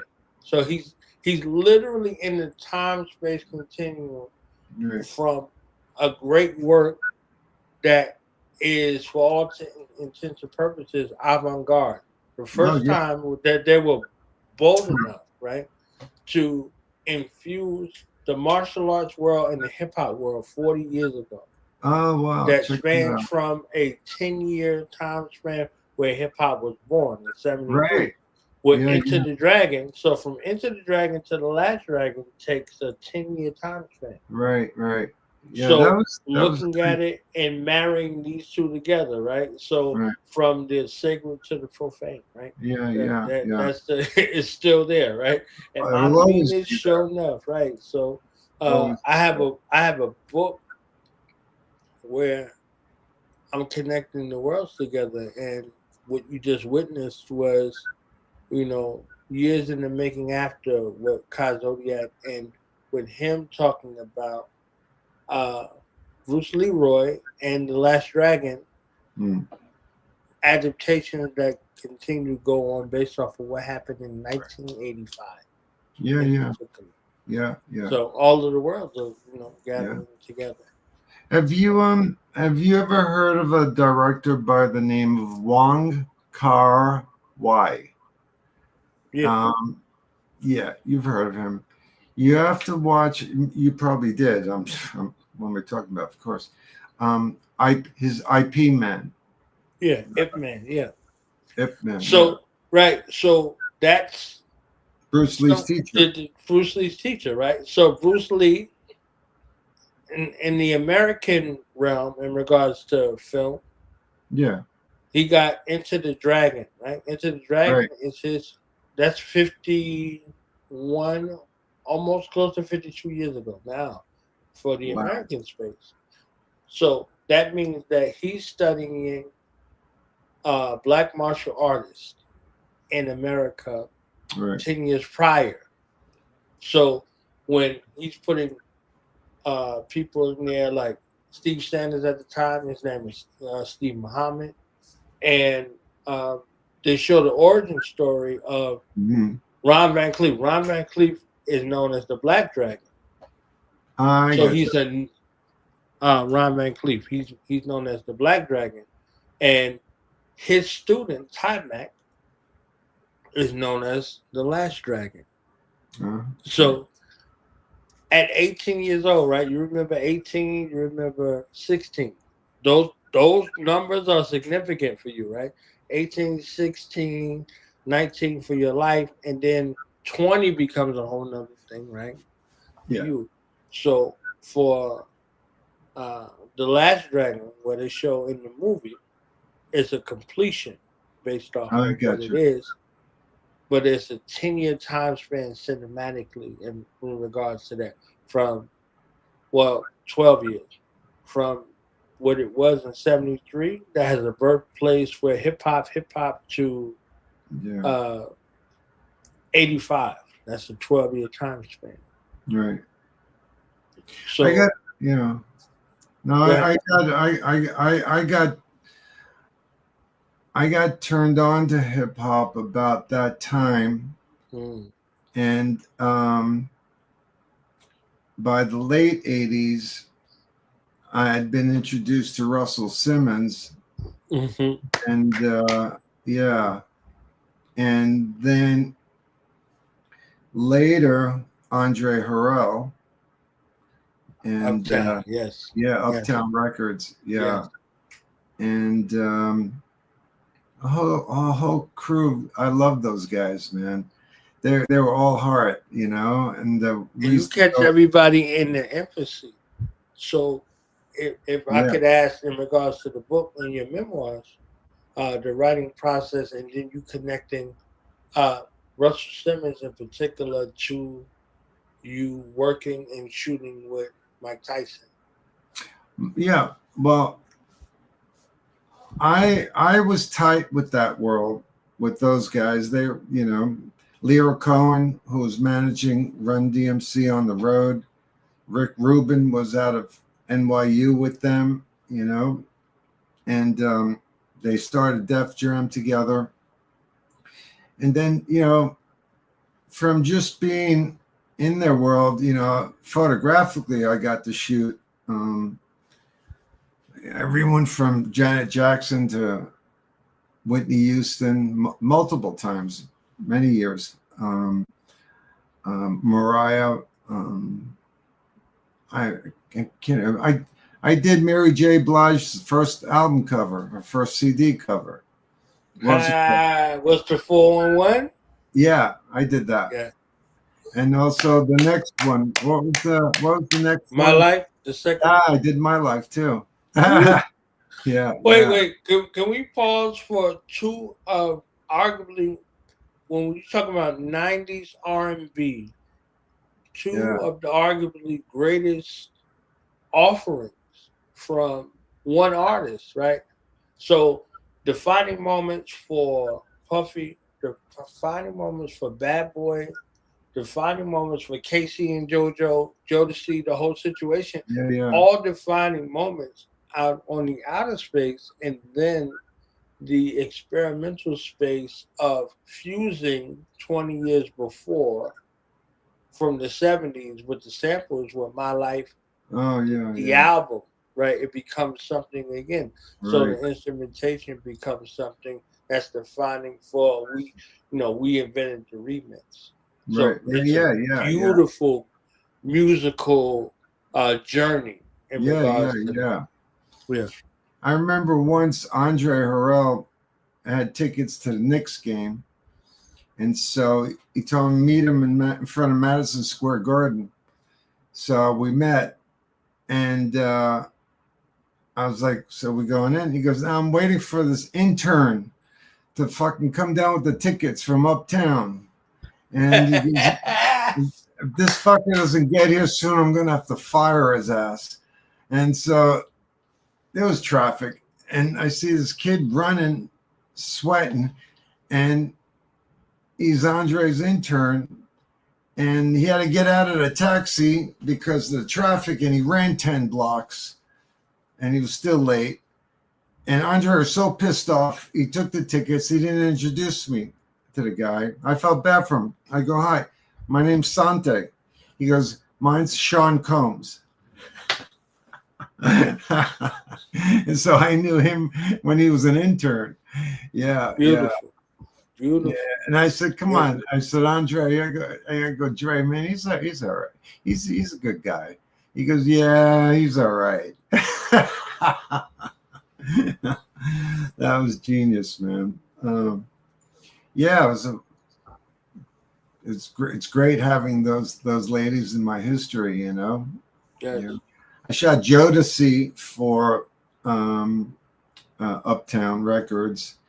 And so I booked the penthouse of the Four Seasons Hotel on 57th Street. And these guys show up with, no exaggeration, about 25 hangers on, right? And I was like, they're occupying the whole place, man. I'm shooting, this is my set, you know? It's like 25 guys, they're ordering every junk food you can order and delivering, and you know, it's like, and they wrecked the place. I don't know, I still don't think my pictures were to my best. For me, they didn't care, they used them, they were happy. But man, Andre Harrell got hit with a big bill, like $100,000. They wrecked the place. I was like, I'm out of here, man. Yeah, I got the pictures. I'm out of here. They were going to sleep over. I think they were having you know, it's like, we ain't leaving the Four Seasons penthouse. Right. Yeah, that's funny. That was great.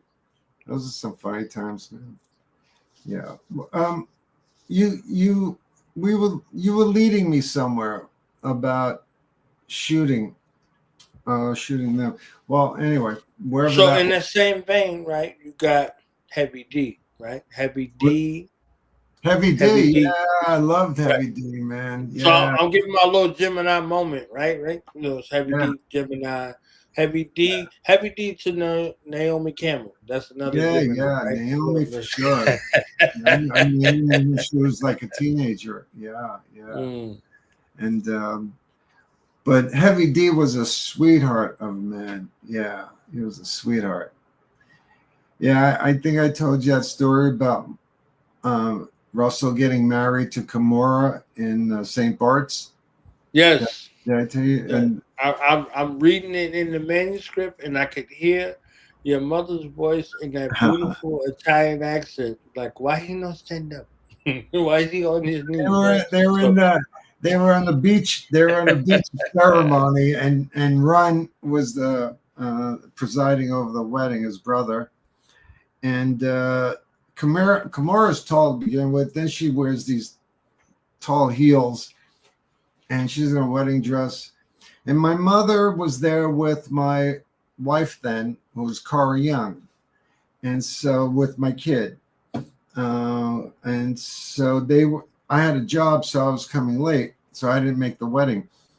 But Cara told me it was the funniest thing that they were sitting like 3-4 rows back, and Kimura's standing up, and Russell's next to her. And my mother says to Cara, why doesn't he stand up? Why he's on his knees, in her Italian accent. And Cara's like, he is standing up. She towered over him. She goes, no, I no believe.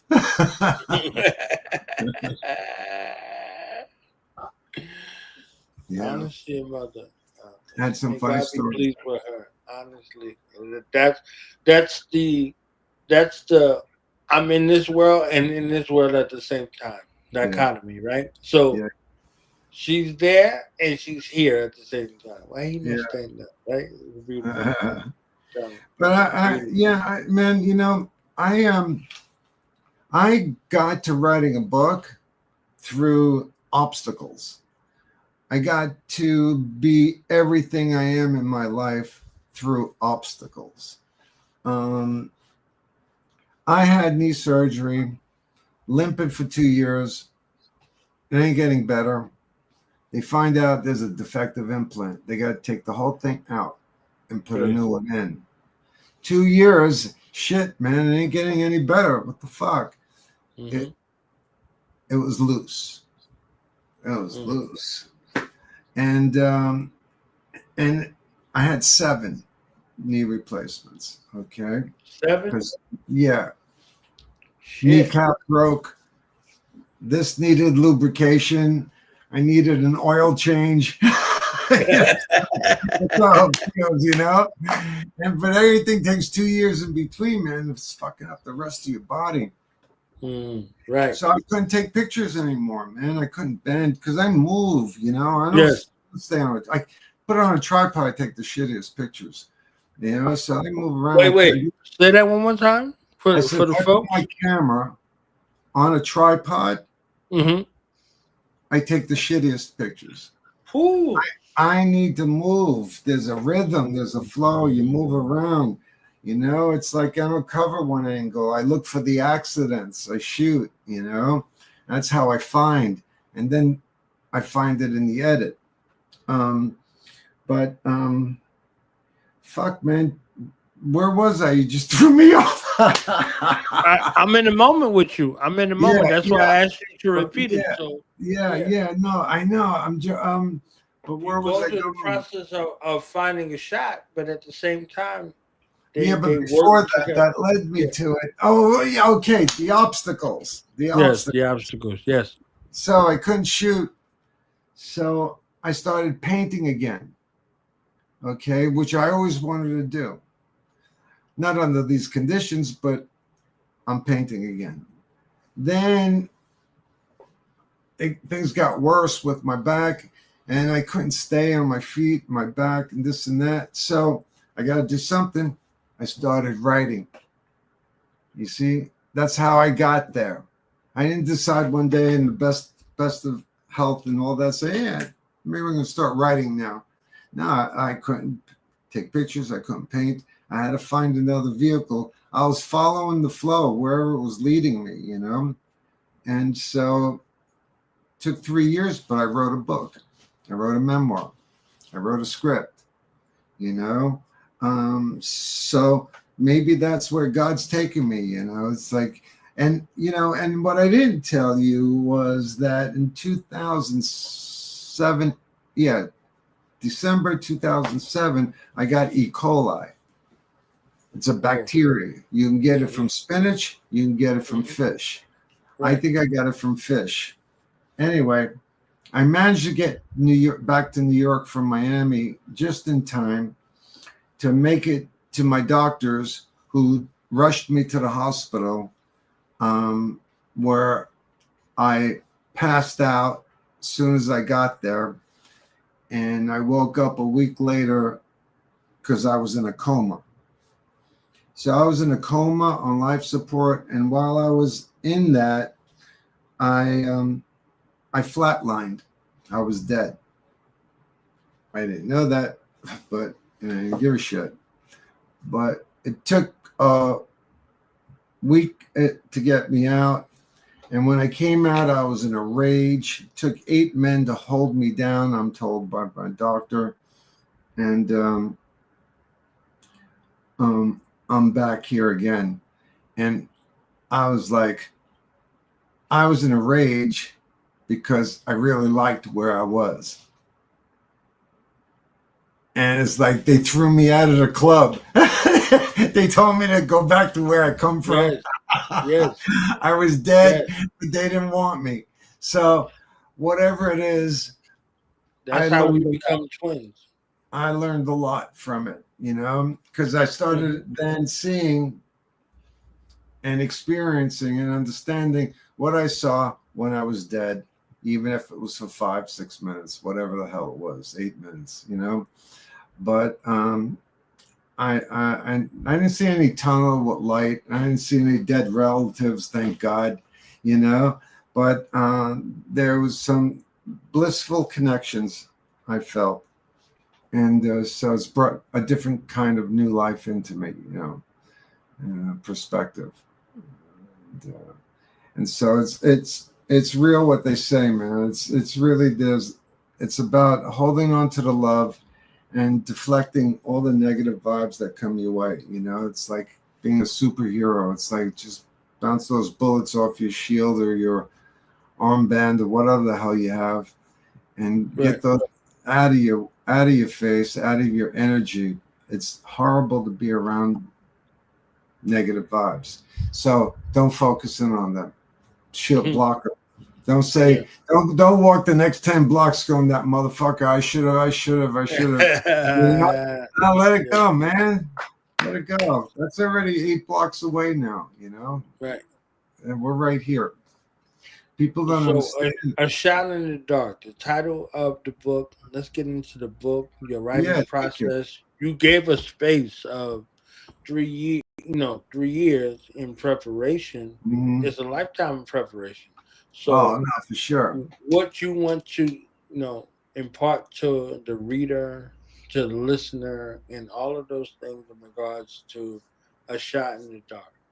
Well, look, you're going to go through an experience of what it takes to get to a certain level, a certain place. And it's not easy.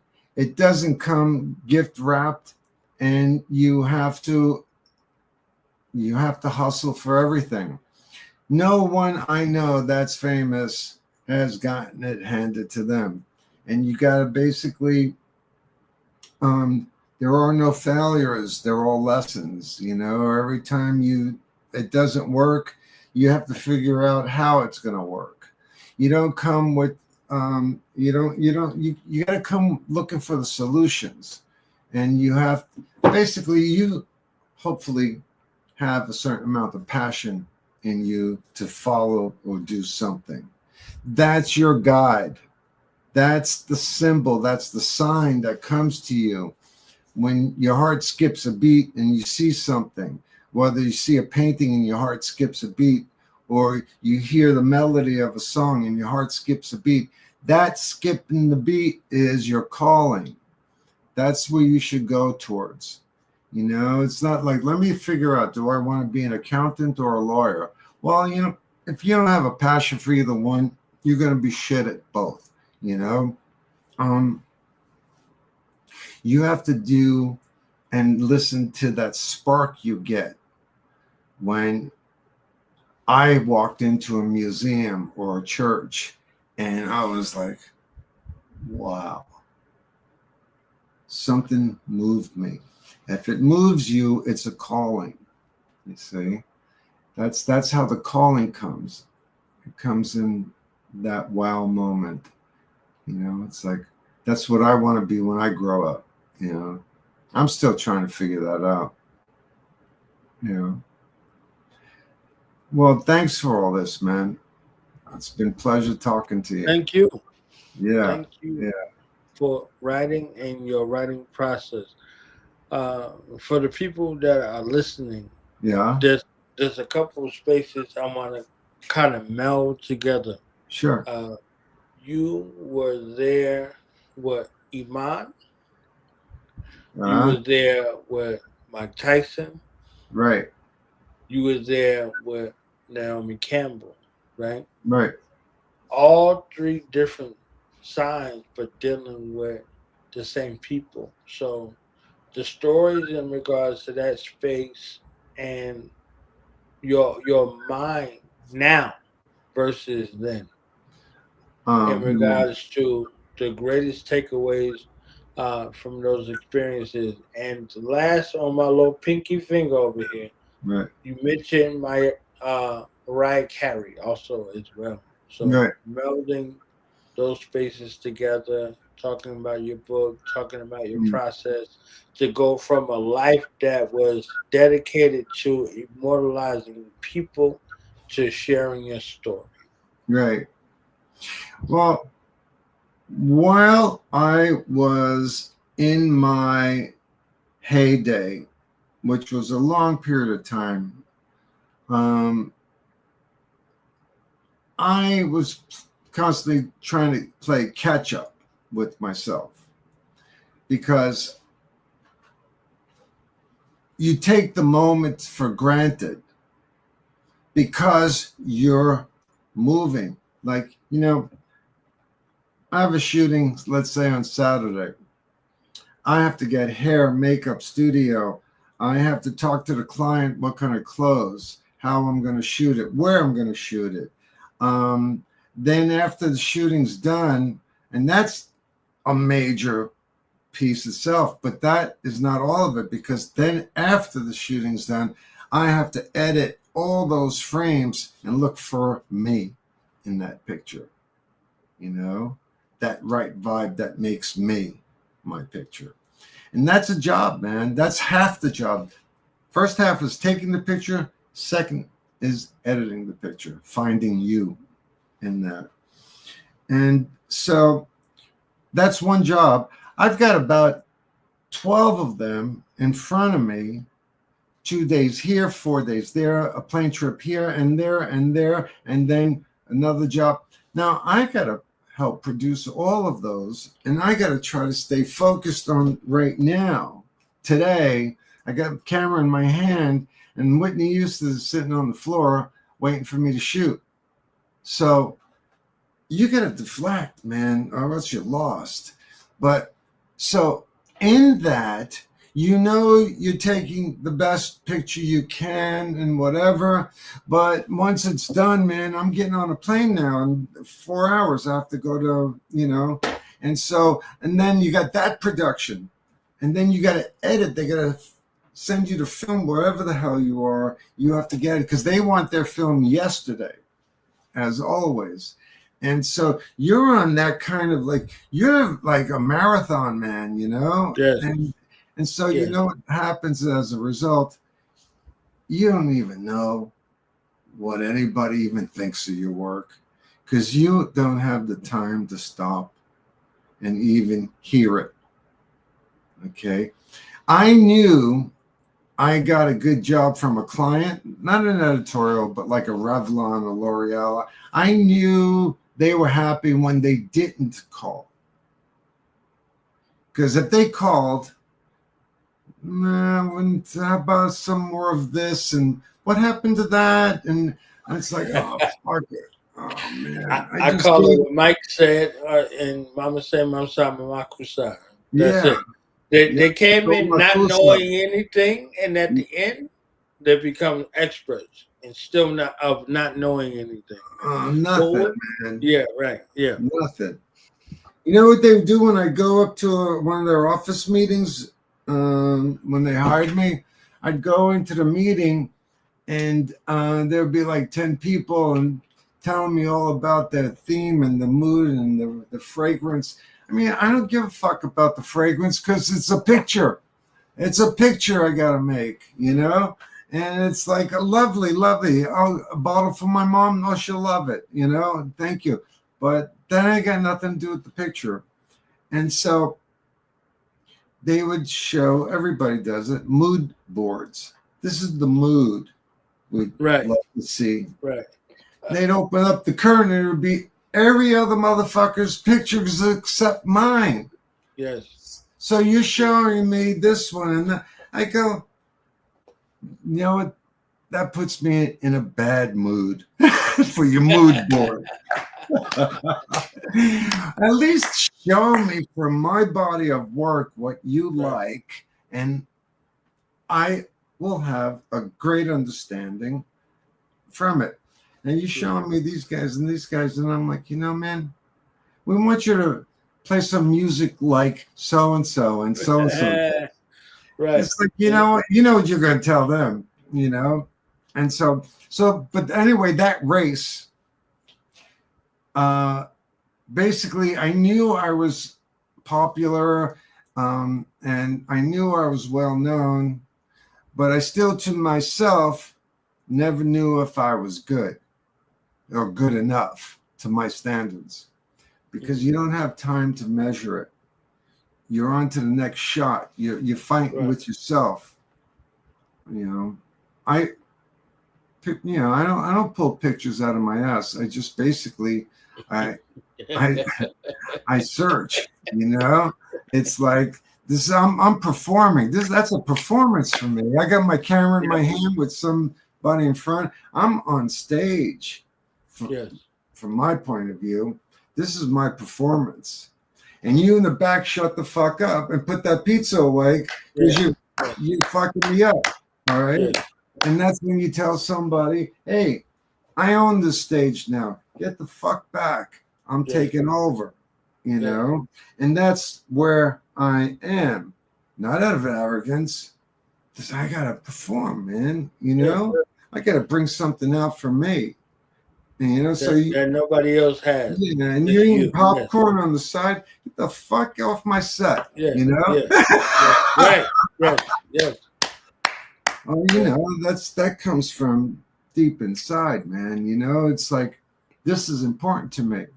And I don't take for granted I can do anything like that just without thinking, It's not like just bum, bum, bum. It's not Instagram, and it's not fucking like my iPhone. Though I can probably take and I do take really good pictures with my iPhone. And so I'm not knocking iPhones. I like the photography. But no, it's the point is like, reaching in, man, and fighting the fears. And the book is about that. It's about fighting the fears. It's about the failures. I write about all the fuck ups, Right. You read that, right? I want you to know that I fucked up. I want you to know that I lost that fight, but I got up. And I got into the next one. I got E. coli. He got me down physically, whatever. No, man, I'm here right now with you. This is the only reality. I made it through that. I'm here, That's how it goes. So no easy ride, There's no easy ride. And that's what I write about the book. And I give you history. I give you art history. I give you family history that relates to you and your family. And, on that bigger levels, more depth to it. And I tell you about my addictions. Because when you're talking about the dragon 10 minutes ago, I was thinking of when I used to smoke the dragon, So the magic dragon, and I'm not afraid to tell you about that. Yeah. And it's like, because everybody is allowed to fall. Mm-hmm. Everybody. And never be ashamed of falling, because you have the power to get back up again. Sure. Whatever time it takes you. Doesn't matter. As long as you're coming back, you're standing back up. That's the key to the book. Yeah. Okay? It's about love. It's about love lost. It's about living and dying, and I give you historical facts too that mean something to me, and the symbolism. Yeah. And I was blessed by a saint, I don't know if you read that one yet. Of course. My mother was a devotee of Padre Pio. And he blessed me. I was in the room with him. And so when I saw that psychic, now going back, she didn't even know me. And she sat with me before she even did her cards and whatever. She said, you've been blessed by a saint, haven't you? She caught me off guard. I didn't know what she was talking about. And then it took me a minute, and I was like, fuck, that's right. I was about 8 years old, Padre Pio. That's amazing. But I take all that into consideration. And the thing is, you can bless people when you're outside, and you can receive blessings just starting with a smile. Right. And the only reality that exists is right here, right now. Because everybody gets lost in the past and the future. Yes. AA will tell you that, Right. And so nobody stays in the present. So they're worrying about things that haven't happened, so they're not real. Oh, what if this happens? What? Come on, snap out of it, man. Yeah. This is it, right now. Out of it. Yeah. Right. Me and you, right here, right now. This is the only reality. Yes. And so stay in the present helps a lot. Look, I got to pay my bills too, man. I got to make some sales here too, like everybody. Right. So yeah, we all have that to worry about. But when you get a little bit more zen about it, you can't hold on to the things you can't control. Yes. So I hope that bill doesn't come tomorrow morning. No, I think it'll be next Thursday. Oh, but if it comes tomorrow morning, you're already all fucked up and upset. Yeah, right. That's what people do. And I've done the same, So it's just, you know, man, everyone has to find it on their own, but eventually, many do. But it takes time, it takes experience. And the only thing I can do is give back to the people through my work or my knowledge, you know. That's it. Yeah. So sharing is the best, and giving is the best because you get a lot more in return. And it doesn't have to be money; it could be a smile. I love a smile when people see me. Yeah. 'Cause I'm usually smiling already. So Libra rising, you got is a Libra, a dirty Scorpio, finding words and, you know, teetering in between the lines of the sacred and the profane for you, and then the future generations of an art form that you help to shape and fold.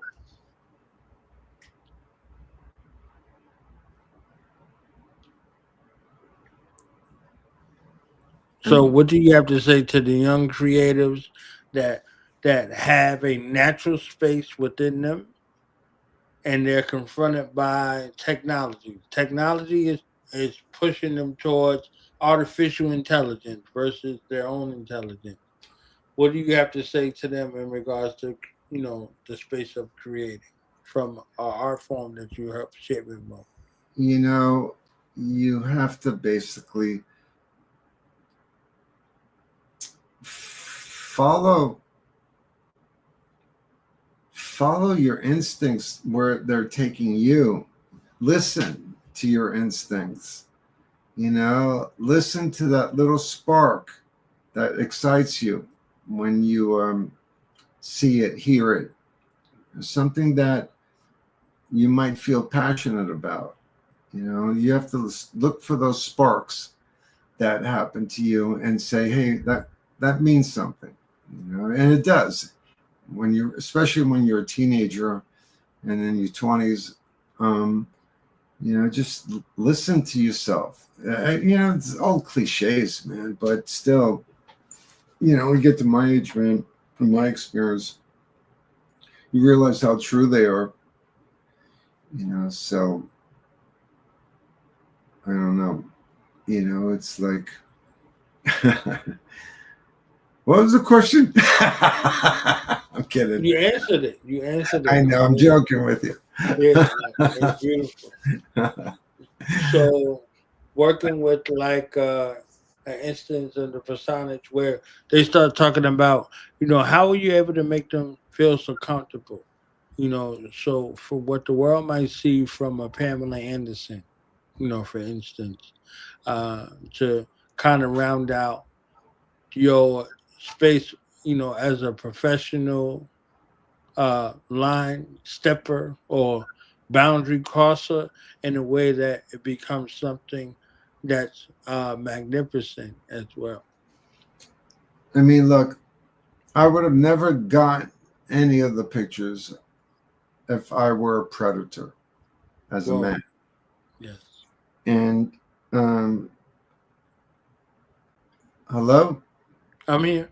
Let's see. I see myself now. Oh, great. I just wanted them to see you for this. Right. Well, I always had great respect for all the girls in terms of like as a man. And yeah, I grew up basically my mom raised me. And Lou taught me about respect for people. Because if you don't respect other people, you definitely don't respect yourself. And you know what? That's a doom. But the thing is, it's just trust. You know, like I said, if you want to open up, if you want them to open up, you have to open up first. But you have to know how to do that. So that has to be in your nature. You just don't learn that at school. You know, it's like your inner character has to sort of mature and realize, don't be afraid about opening up to people. You know, it's like I've met my best friends like that way, just sitting there and just turning around saying, I'm not feeling right today. And then all of a sudden somebody asks you, well, why? What's going on? And just that alone is an example, maybe a poor example, but it's an example of opening up. You know, instead of hiding yourself, hiding your emotions, hiding your feelings, you know, it won't translate into art. It does. It does to some people. I'm wrong, but it's not a good vibe, you know, especially as a photographer. And you look at my images, and then you'll better understand what I'm saying. So read my book. Are you still there, or am I talking to myself?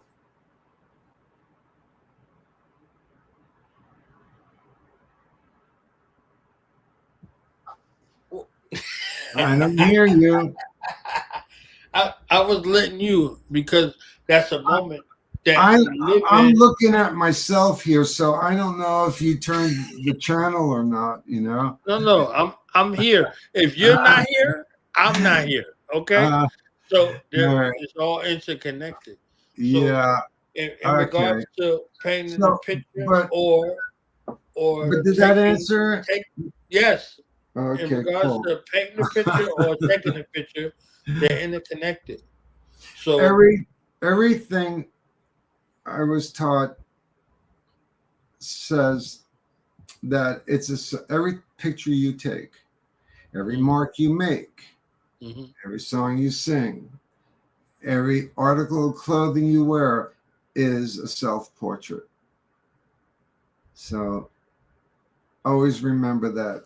You can recognize people by the images they make, by the images that they create of themselves. You can see if it's a facade or if there's truth to it. You know, you can see if there's depth. You know, those are all the displays, you know. But as far as an artist and a photographer goes, every picture you take is and should be a self-portrait. How's that sound? That sounds perfect. And look, and you said it in the voice that's your own, that could be attributed to Christopher Walken, you know, the King of New York space. All right, good. I like that. So you do it in the King of New York space on Lawrence Fishburne. Back then is Larry Fishburne's birthday. Larry. His birthday is today. Yeah, you brought that up earlier. Yeah. Right. That. So it's you know, he's Jimmy Jam, and then you would see Jimmy Jam later on with Prince, right? Mm-hmm. So you have a personal connection with Prince also as well. Yeah. Too. Yeah. So, you know, the folks that are listening, they might ascribe certain things to you based off of what they think they know, but they don't know. No. So I didn't want to delve too much into it because I want them to get the book. Because again, at the beginning, I said this is the greatest movie I ever read, not seen. Right? You give us the cliff notes to go through your life, but if they read the book, they will have another space of context. That's my perspective. Sure. So the final thought I would want to leave with them is Sante D'Orazio's aim in regards to them picking up the book and reading the book. What do you want readers to take away from your life, sir? I want them to know that they can do it, and if you do, no matter what you do, we all have to pay prices. There are wins, there are losses, there's failures, and the failures are your friend, and the obstacles are your guide. Okay, I described it to a kid the other day. Like, do you ever go to Coney Island? Well, yeah, sure. You bumper cars, yeah. Yes. You get in the car. What happens? One son of a bitch hits you on the side. You spin around and you hit the wall the other way. and then you turn around and you hit somebody else, and then it happens a third time. But eventually you make it past the finish line. That's the goal.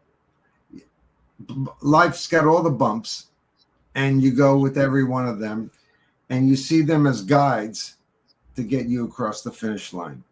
That's it. Yeah, I told that to a 12-year-old, and he got it. So I knew it worked. But yeah, that's what it is. Follow the obstacles, man. Right. You know, the whole Zen thing was that water doesn't go down a mountain and tries to go through a rock. It goes around it. You know, makes a new path, its own path, because of the obstacle. That's the philosophical approach. So the book comes out in September. So talk about the release date. Talk about where people can get the book. People can pre-order it at either Amazon or Blackwell. It's called the company. Okay. The publishing company is Blackwell. Yeah, they're great people. So yeah, it'll be fun. I mean, I guarantee you're going to get something out of it, if not just a great laugh, because I do make fun of myself a lot. Yeah. So the book will be available for physical and also audible, correct? On September 25th.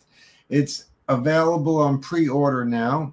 Usually when you order pre-order, you get a discounted rate, which is always good.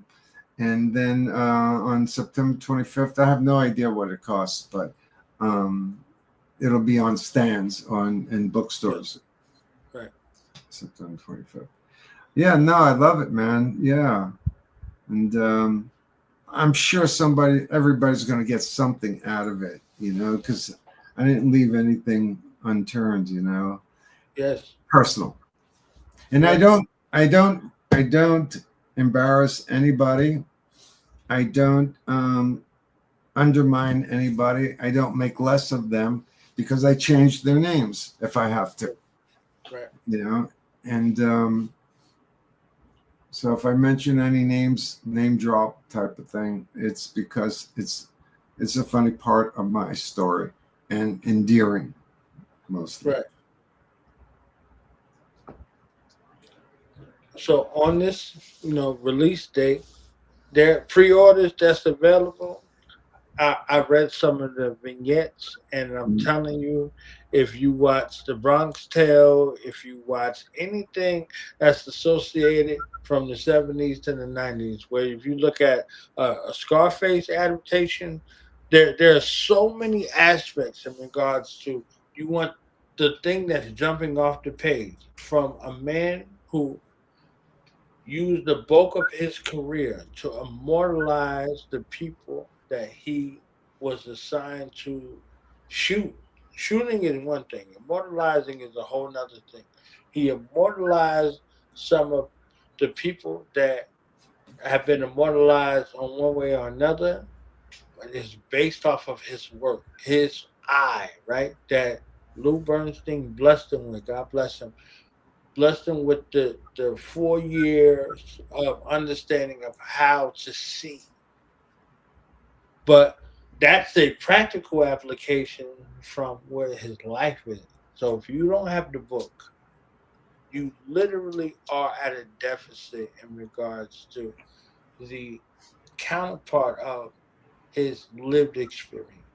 So his lived experience from one space, and then the other space of the encapsulation with verbiage for those who need to read in order to see, versus those who are be in order to see. So we get a shot in the dark, and he brings us from the darkness of into the light of himself and in the light of his inheritance. It's a beautiful opportunity.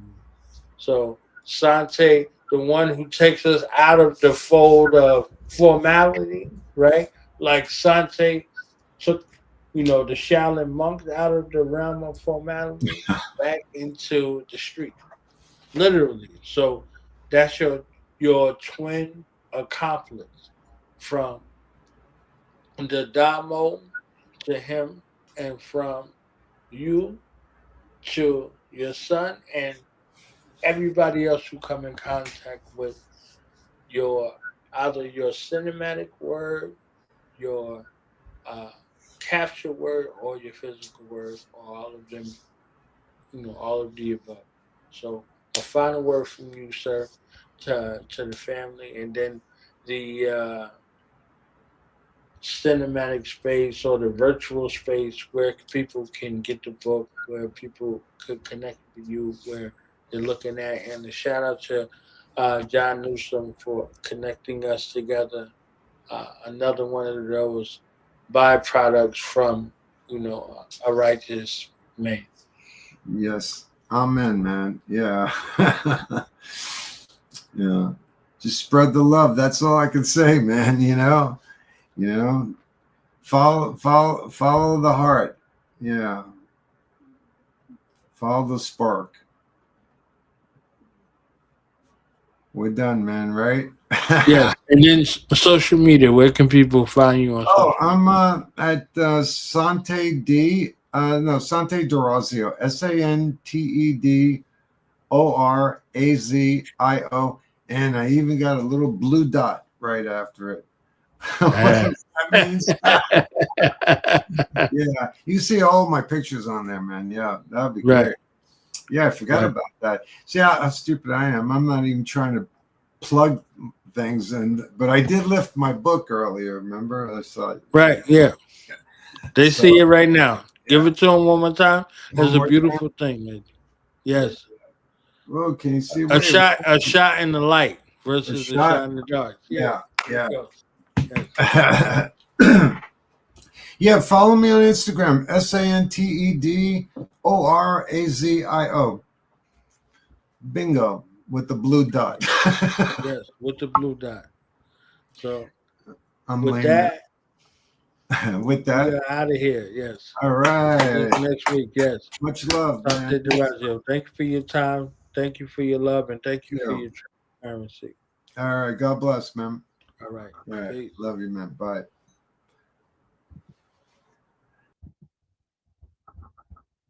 So Sante D'Orazio, shout out to John Newsome, and these next couple of guests that's coming through in Leo season are dedicated and they are curated by the one, the only John Newsome.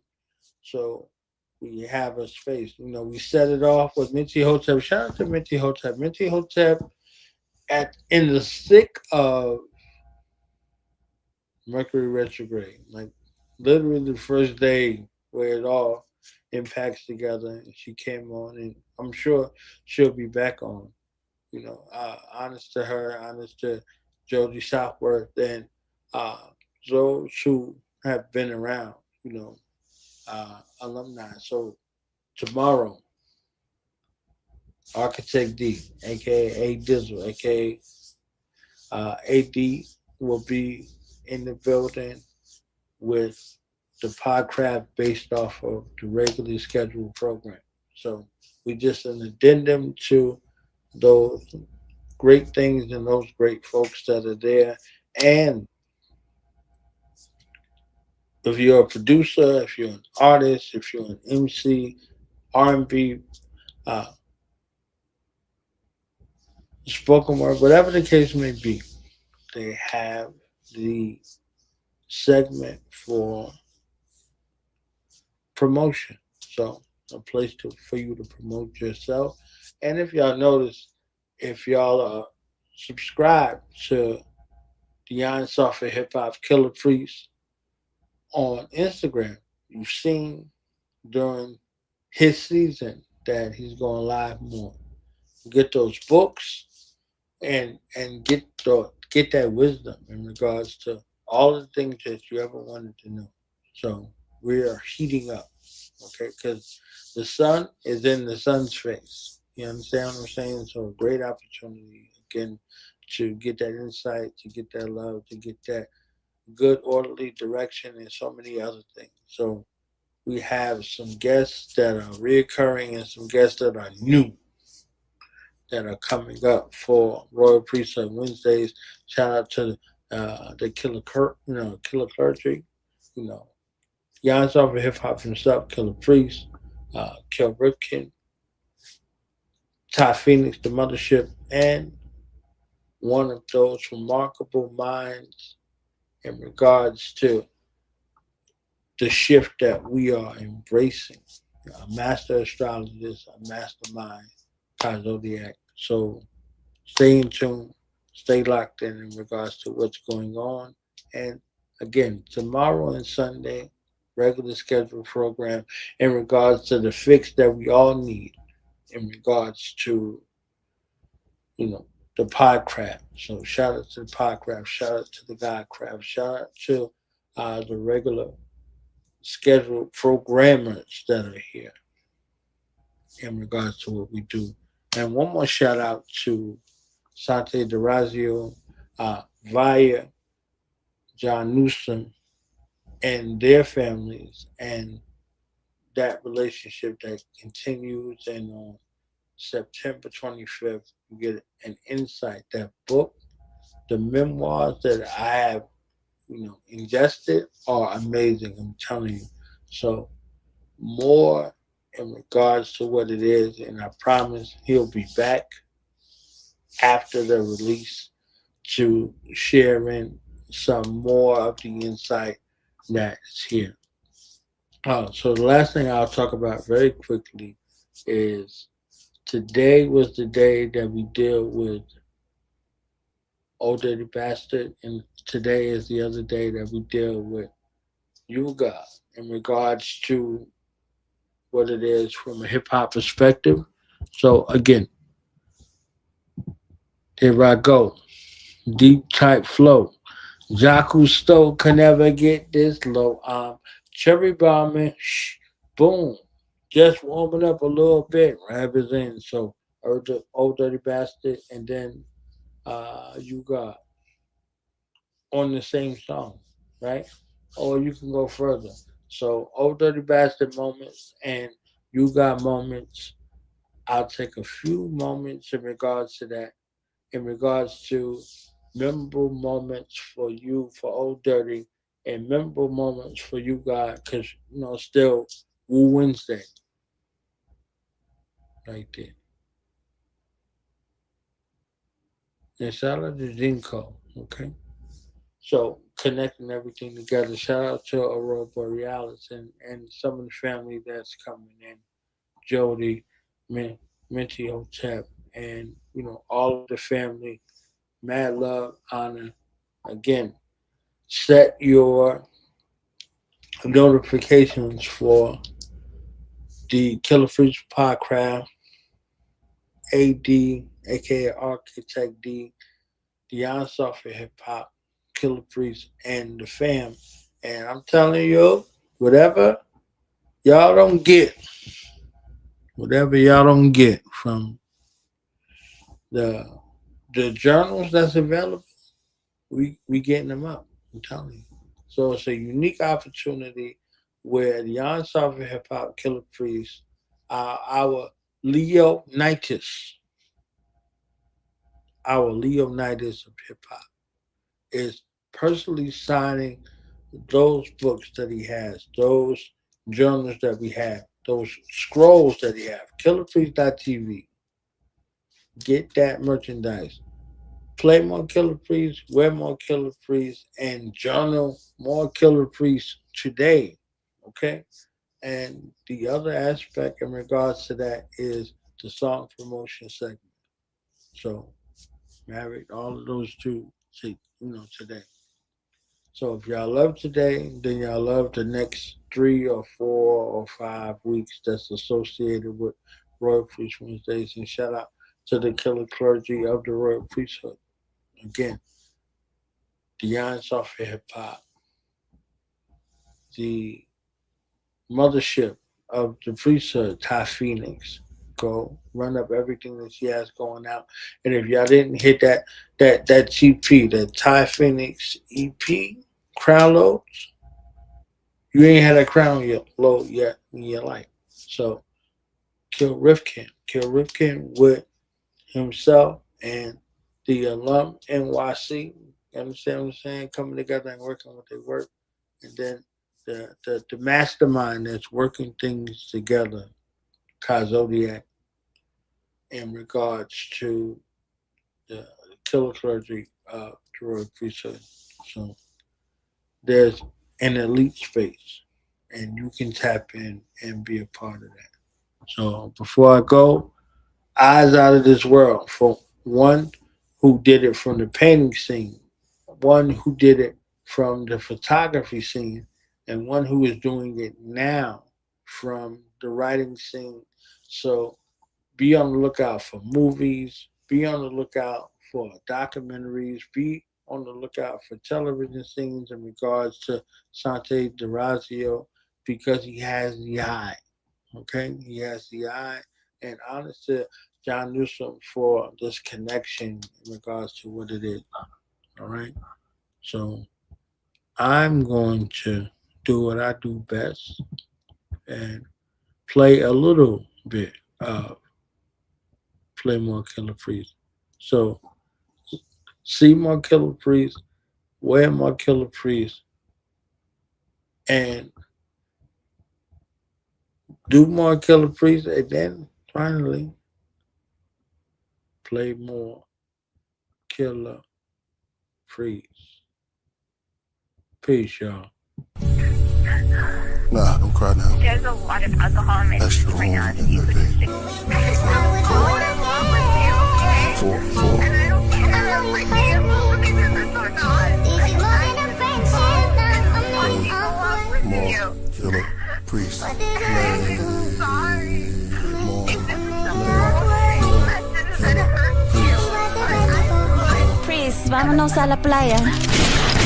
embraced by poisonous snakes, such as the cobra and the banded crate, the black mamba, Uganda. No chance is fate. You lie under the thunder in a tantric state. In Leo summers, the wonders after cancer breaks. Aquarius moon, various rooms. Raided his Vedic papers, he's buried in tombs. This ghost need a body to host. There's something godly invoked. Went through my arteries like a tsunami. I wrote on impulse. The insult was flowing through my mental, in my fingers and my pencil. Extremely yet gentle. I'm no longer a vessel for devils. I'm something holy, something special. The OG that came up some levels. I wrestled with modern Romans. Over 30 pieces of shekels. I was sold out. My Black Judas for my rap music. Hated I had math to it. Drift down my path on the wrath. It was mad fluid. From my pad I had students.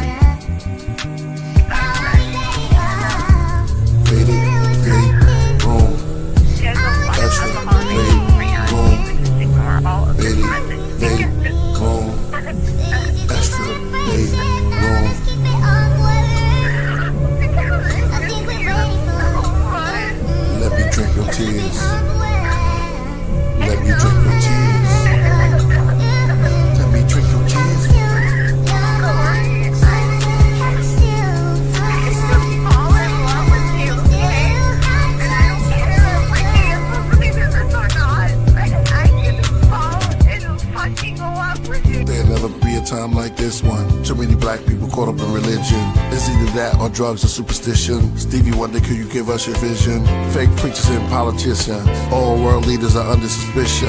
Hey, I got something to say. Take off your glasses, read Obey.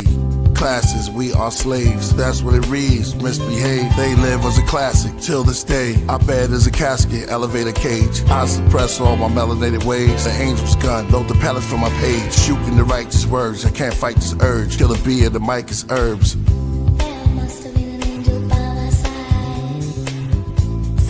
I got a bad chick from El Salvador. She says she's moving to El Paso. She's with her friends from South Central LA. We having tequila and tacos. Priest, vámonos a la playa. Play more Killah Priest. Early Egyptian knowledge, hieroglyphics on hydraulics. Home of the Lakers, home of the Dodgers. Known for shooting, but I'm in Houston with the Rockets. Pina coladas, I'm in Nevada, then in Stockton. When you hear Jose, you know I'm good for it. Late night JFK, land in Newark. Then I'm headed to the city, uptown. What's up, Isabel? Where's your brother Chacho? I need some more pounds. Extra room, saga. Extra room, saga.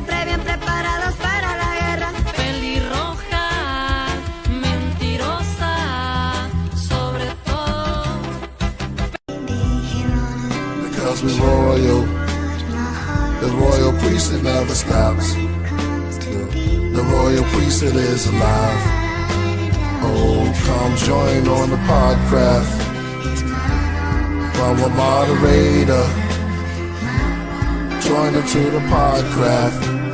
AD solo gems the Podcraft. Faith Room saga continues. Extra room, extra room.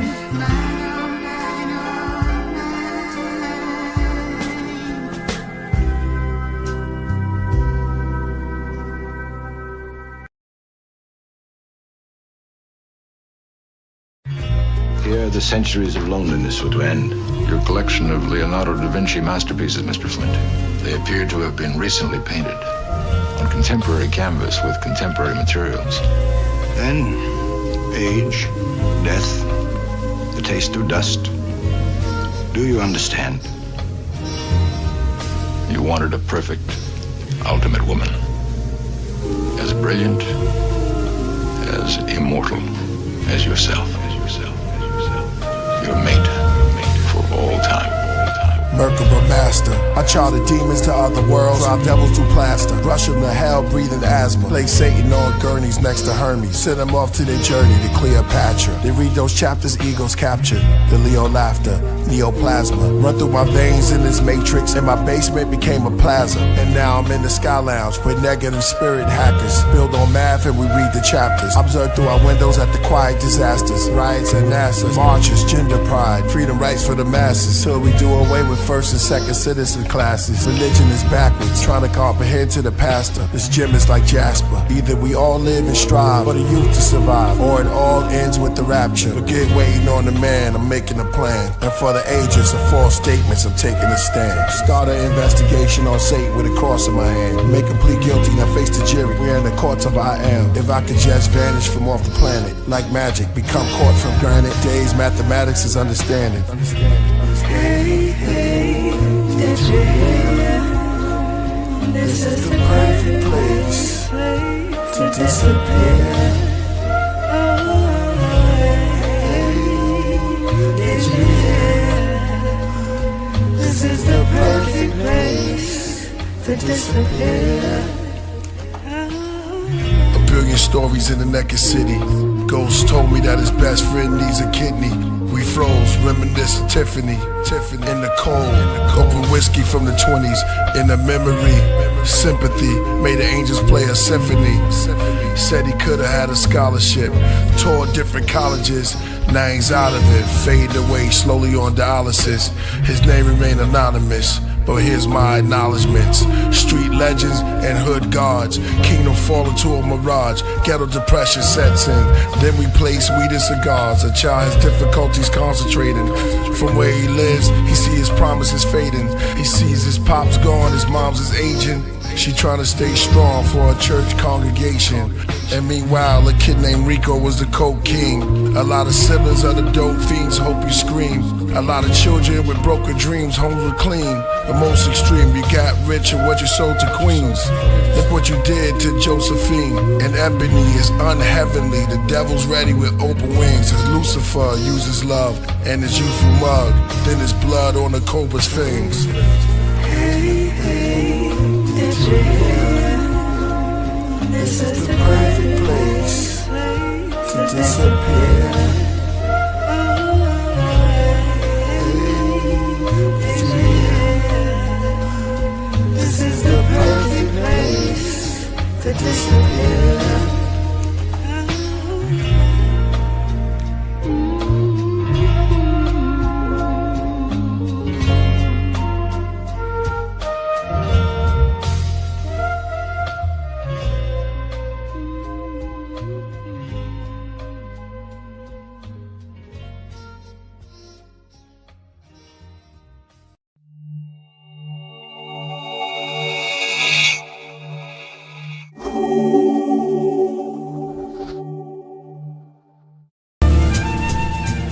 A date with summer, she said Leos have egos, but make great lovers. That's all that she knows. Ocean, white seagulls, sky turns purple, Virgo.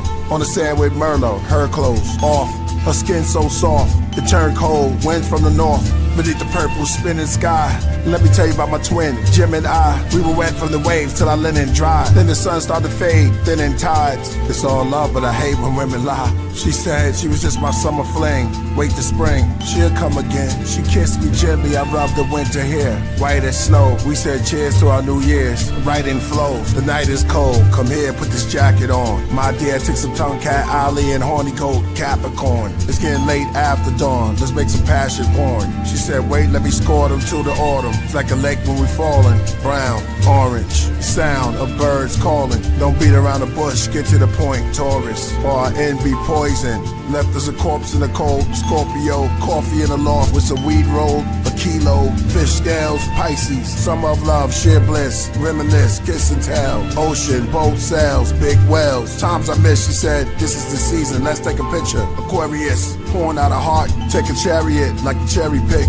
Seasons, morning till it's dark, like Sophia the Caesar. She said I should never leave her. Thoughts are laying on her heavy. Libra, you be my angel, I'll be your leader. She looked back at me, don't be a jackass, Sag. Good thinking why you always stay mad. That's why we always bump heads.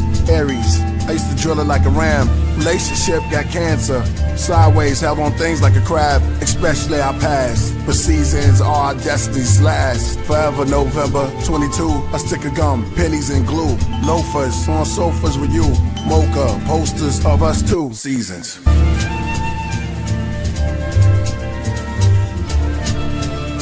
Summer, winter, spring, fall. Seasons. All seasons. I love the seasons. The seasons. The seasons while we're here. The seasons while we're here. Seasons.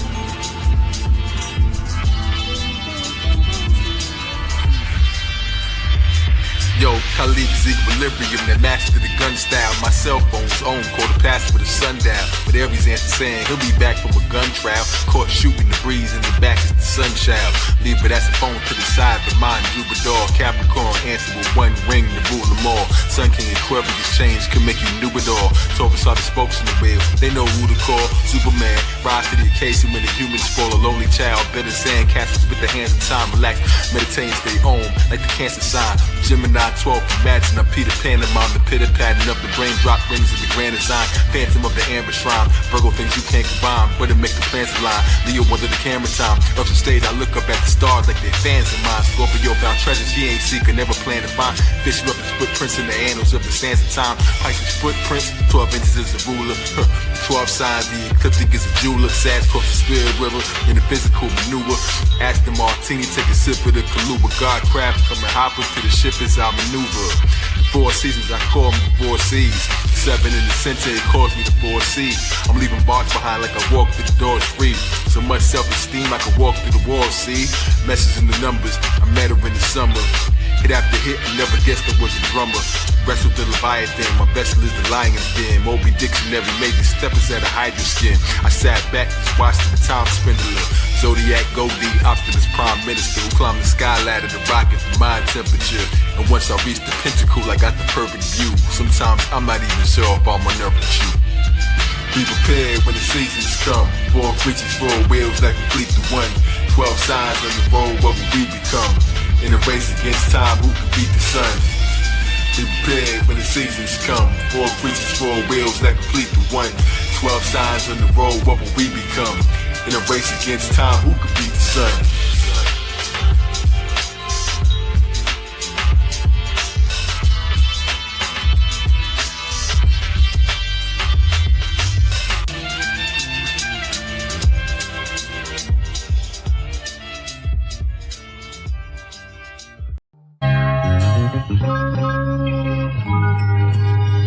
Kiss the ring, kiss the ring. I'll spare your life.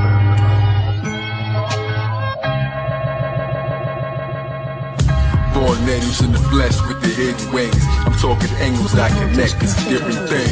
We royal priesthood, we the wizard kings. The most anticipated, kiss the ring. Scream the name out, for the breeze. Supreme, all real, kiss the ring. We the royal priesthood, we the wizard kings. Smacking seas, watch them scream your majesty. She's not a raven, not a dove, and not a pelican. The immortalized phoenix, universal element. The throne holder with the flow that's most eloquent. Bringing the rebellion, the mothership propelling it. I'm nicer than they ever fathom every time I'm doing this. My energy is like slicing an atom to its nucleus. Interstellar, surpass astronomical. That's why my aura got a sparkle like a diamond do. Soaring through the sky, but I was born underground. Blood on the temple from the thorns in the crown. The seventh seal will open when the horn makes a sound. No time to mourn, you was born not to stick around. So start reflecting and atoning. I recollect the sectors I was known in, even long before the Greco-Roman. Time to bow and kiss the ring, you will respect the chosen. I won the battle before I select my next opponent. 6 million ways to die, they lied to the masses, but they never taught you how to rise up out the ashes. My intuition say we trapped inside a simulation, so I'm here to bring demolition to imitations. I dispel the pressure when I held the scepter, the luminescent, iridescent solar cell receptor. I rebelled and I refused to sell the elder treasure. Time to unify, rebel against the hell forever. Every word in the verse, you know it is Phoenix. Give the people rebirth like I'm growing a fetus. Say the truth with my chest like showing my cleavage. The mothership kiss the ring, cause we the ring leaders. Multitasking through the multiverse, immersed in the energy that broke the curse. In a thirst for higher works, dispersed out your speaker box like beta touch. Days balance equal, vernal equinox. High voltage, frequent shocks, outward charged particles. Flares bring more color than carnivals. Editorials, rhymes, and written articles. Alkaline, my arsenal, I'm Canis Major. Others are marginal. Fez, brilliant red like a cardinal. Flourishing with other Moorish kings. Kiss the rings, mystic strings. Beyond intellect, holistic beings. Ecclesiastic, legendary like Atlantis. Reminded of divine protection, seeing the praying mantis. King Sharif on my throne, caliphate in the east. My influence increased from Greece to Mozambique. Crown jewel, laying new ground rules. Ibukare, my mind sparred in renowned schools. No parlay, gracious, build a oasis. Spacious, greatness, entire priesthood, traveling spaceships. Connect with lawmakers, Mahatmas, scholarly, those who know the truth about the Barbary. God's professor, private sector, peep the architecture. Tartarians, so on the microphone, a barbarian. Islam, Al Day and Bay. If we Voltron clans, we'll run circles round Satan like the photon band. Jack fell down, broke his crown, and Jill came tumbling after. The black and brown came from the ground and filled the sun of the magma. I rap profound as a lounge so kneel in front of your master. From merry-go-rounds to burial grounds, I killed every one of you rappers. With my skills I can heal, but my tongue is disaster. The eighth seal is revealed in none of the chapters. Burn them on cheap wood, it's royal priesthood. There's cavities and casualties wherever we stood. When I black out, I see the bats route. I say things that make the cats crouch. Wings from my back sprout, serpents coil. Anoint the head with virgin oil, drip with olives. We sit in garments and spit astrology. Regardless, we goddess and goddesses. And thick as the dip with the garlic. But hard as the chip, that's smart, that's trick knowledge. Nah, we kick knowledge while eating salad in a big palace. The roof open and the sky show a rich harvest. The Bitterman man, the black goo, a thick target. Hey, yo, musically I'm married to the group, that's a wedding band. Cycle Jordan rings like Thanos with the heavy hand. The ringleader, the electric lamb. I'm staring at the rings like a breast exam. I'm peering up the next cycle at the drug ring, spirals in the dust ring. I made a campfire with the circle around the sun spring. I see rings in the flowers when the blossoms bloom. Like the onion rings out of supersonic boom. That's two holes in the middle of the BM. I seen rings in the middle of the tree limbs, clothed in the gospel, the noble, apostle. I'm moving more circles than the O's in Morocco. My blow made the rocks glow. Killing sex traffickers, my flow freed the kids in the ring. From death massacre, priesthood, vampire hunters, arrest Dracula. Earth stage, I rock it, never left in the ground, but smoke till I'm so high up the heavens down. 12 angels quickly circle me wherever I'm bound. Morris headband leader, that's a heraldry crown. Lying no sort of omens, bodies lammed in the floor. Purple rings of cerebellum, see who answers the door. As I quickly throws, they rain the snow rings like the sound of sleeping, playing ring toss with my chakras over mountain peaks. Now's in the owl chief, ornaments around the reef, alkali, riding on the decibels around the streets. Brainstorm will let's gather the star charters. As every knee bends, kiss the rings of the Zod father. The Don Zada, in a sense, like the Nog Chomper, knowledge chomper. Caravaggio, squash him like a Calabasa, Kali Lama. Dalai Lama lamp, Muhammad Ali Baba, uncontrolled voters. They all bowed down when we stood. Big flag, zigzag, zodiac, Killah Priest. Killah Priesthood. Scream the name out, Royal Priest. Leave the blood spilling in the street. King, supreme, all meal, kiss the ring. Scream the name out, Royal Priest. Leave the blood spilling in the street. Supreme, all nil, kiss the ring.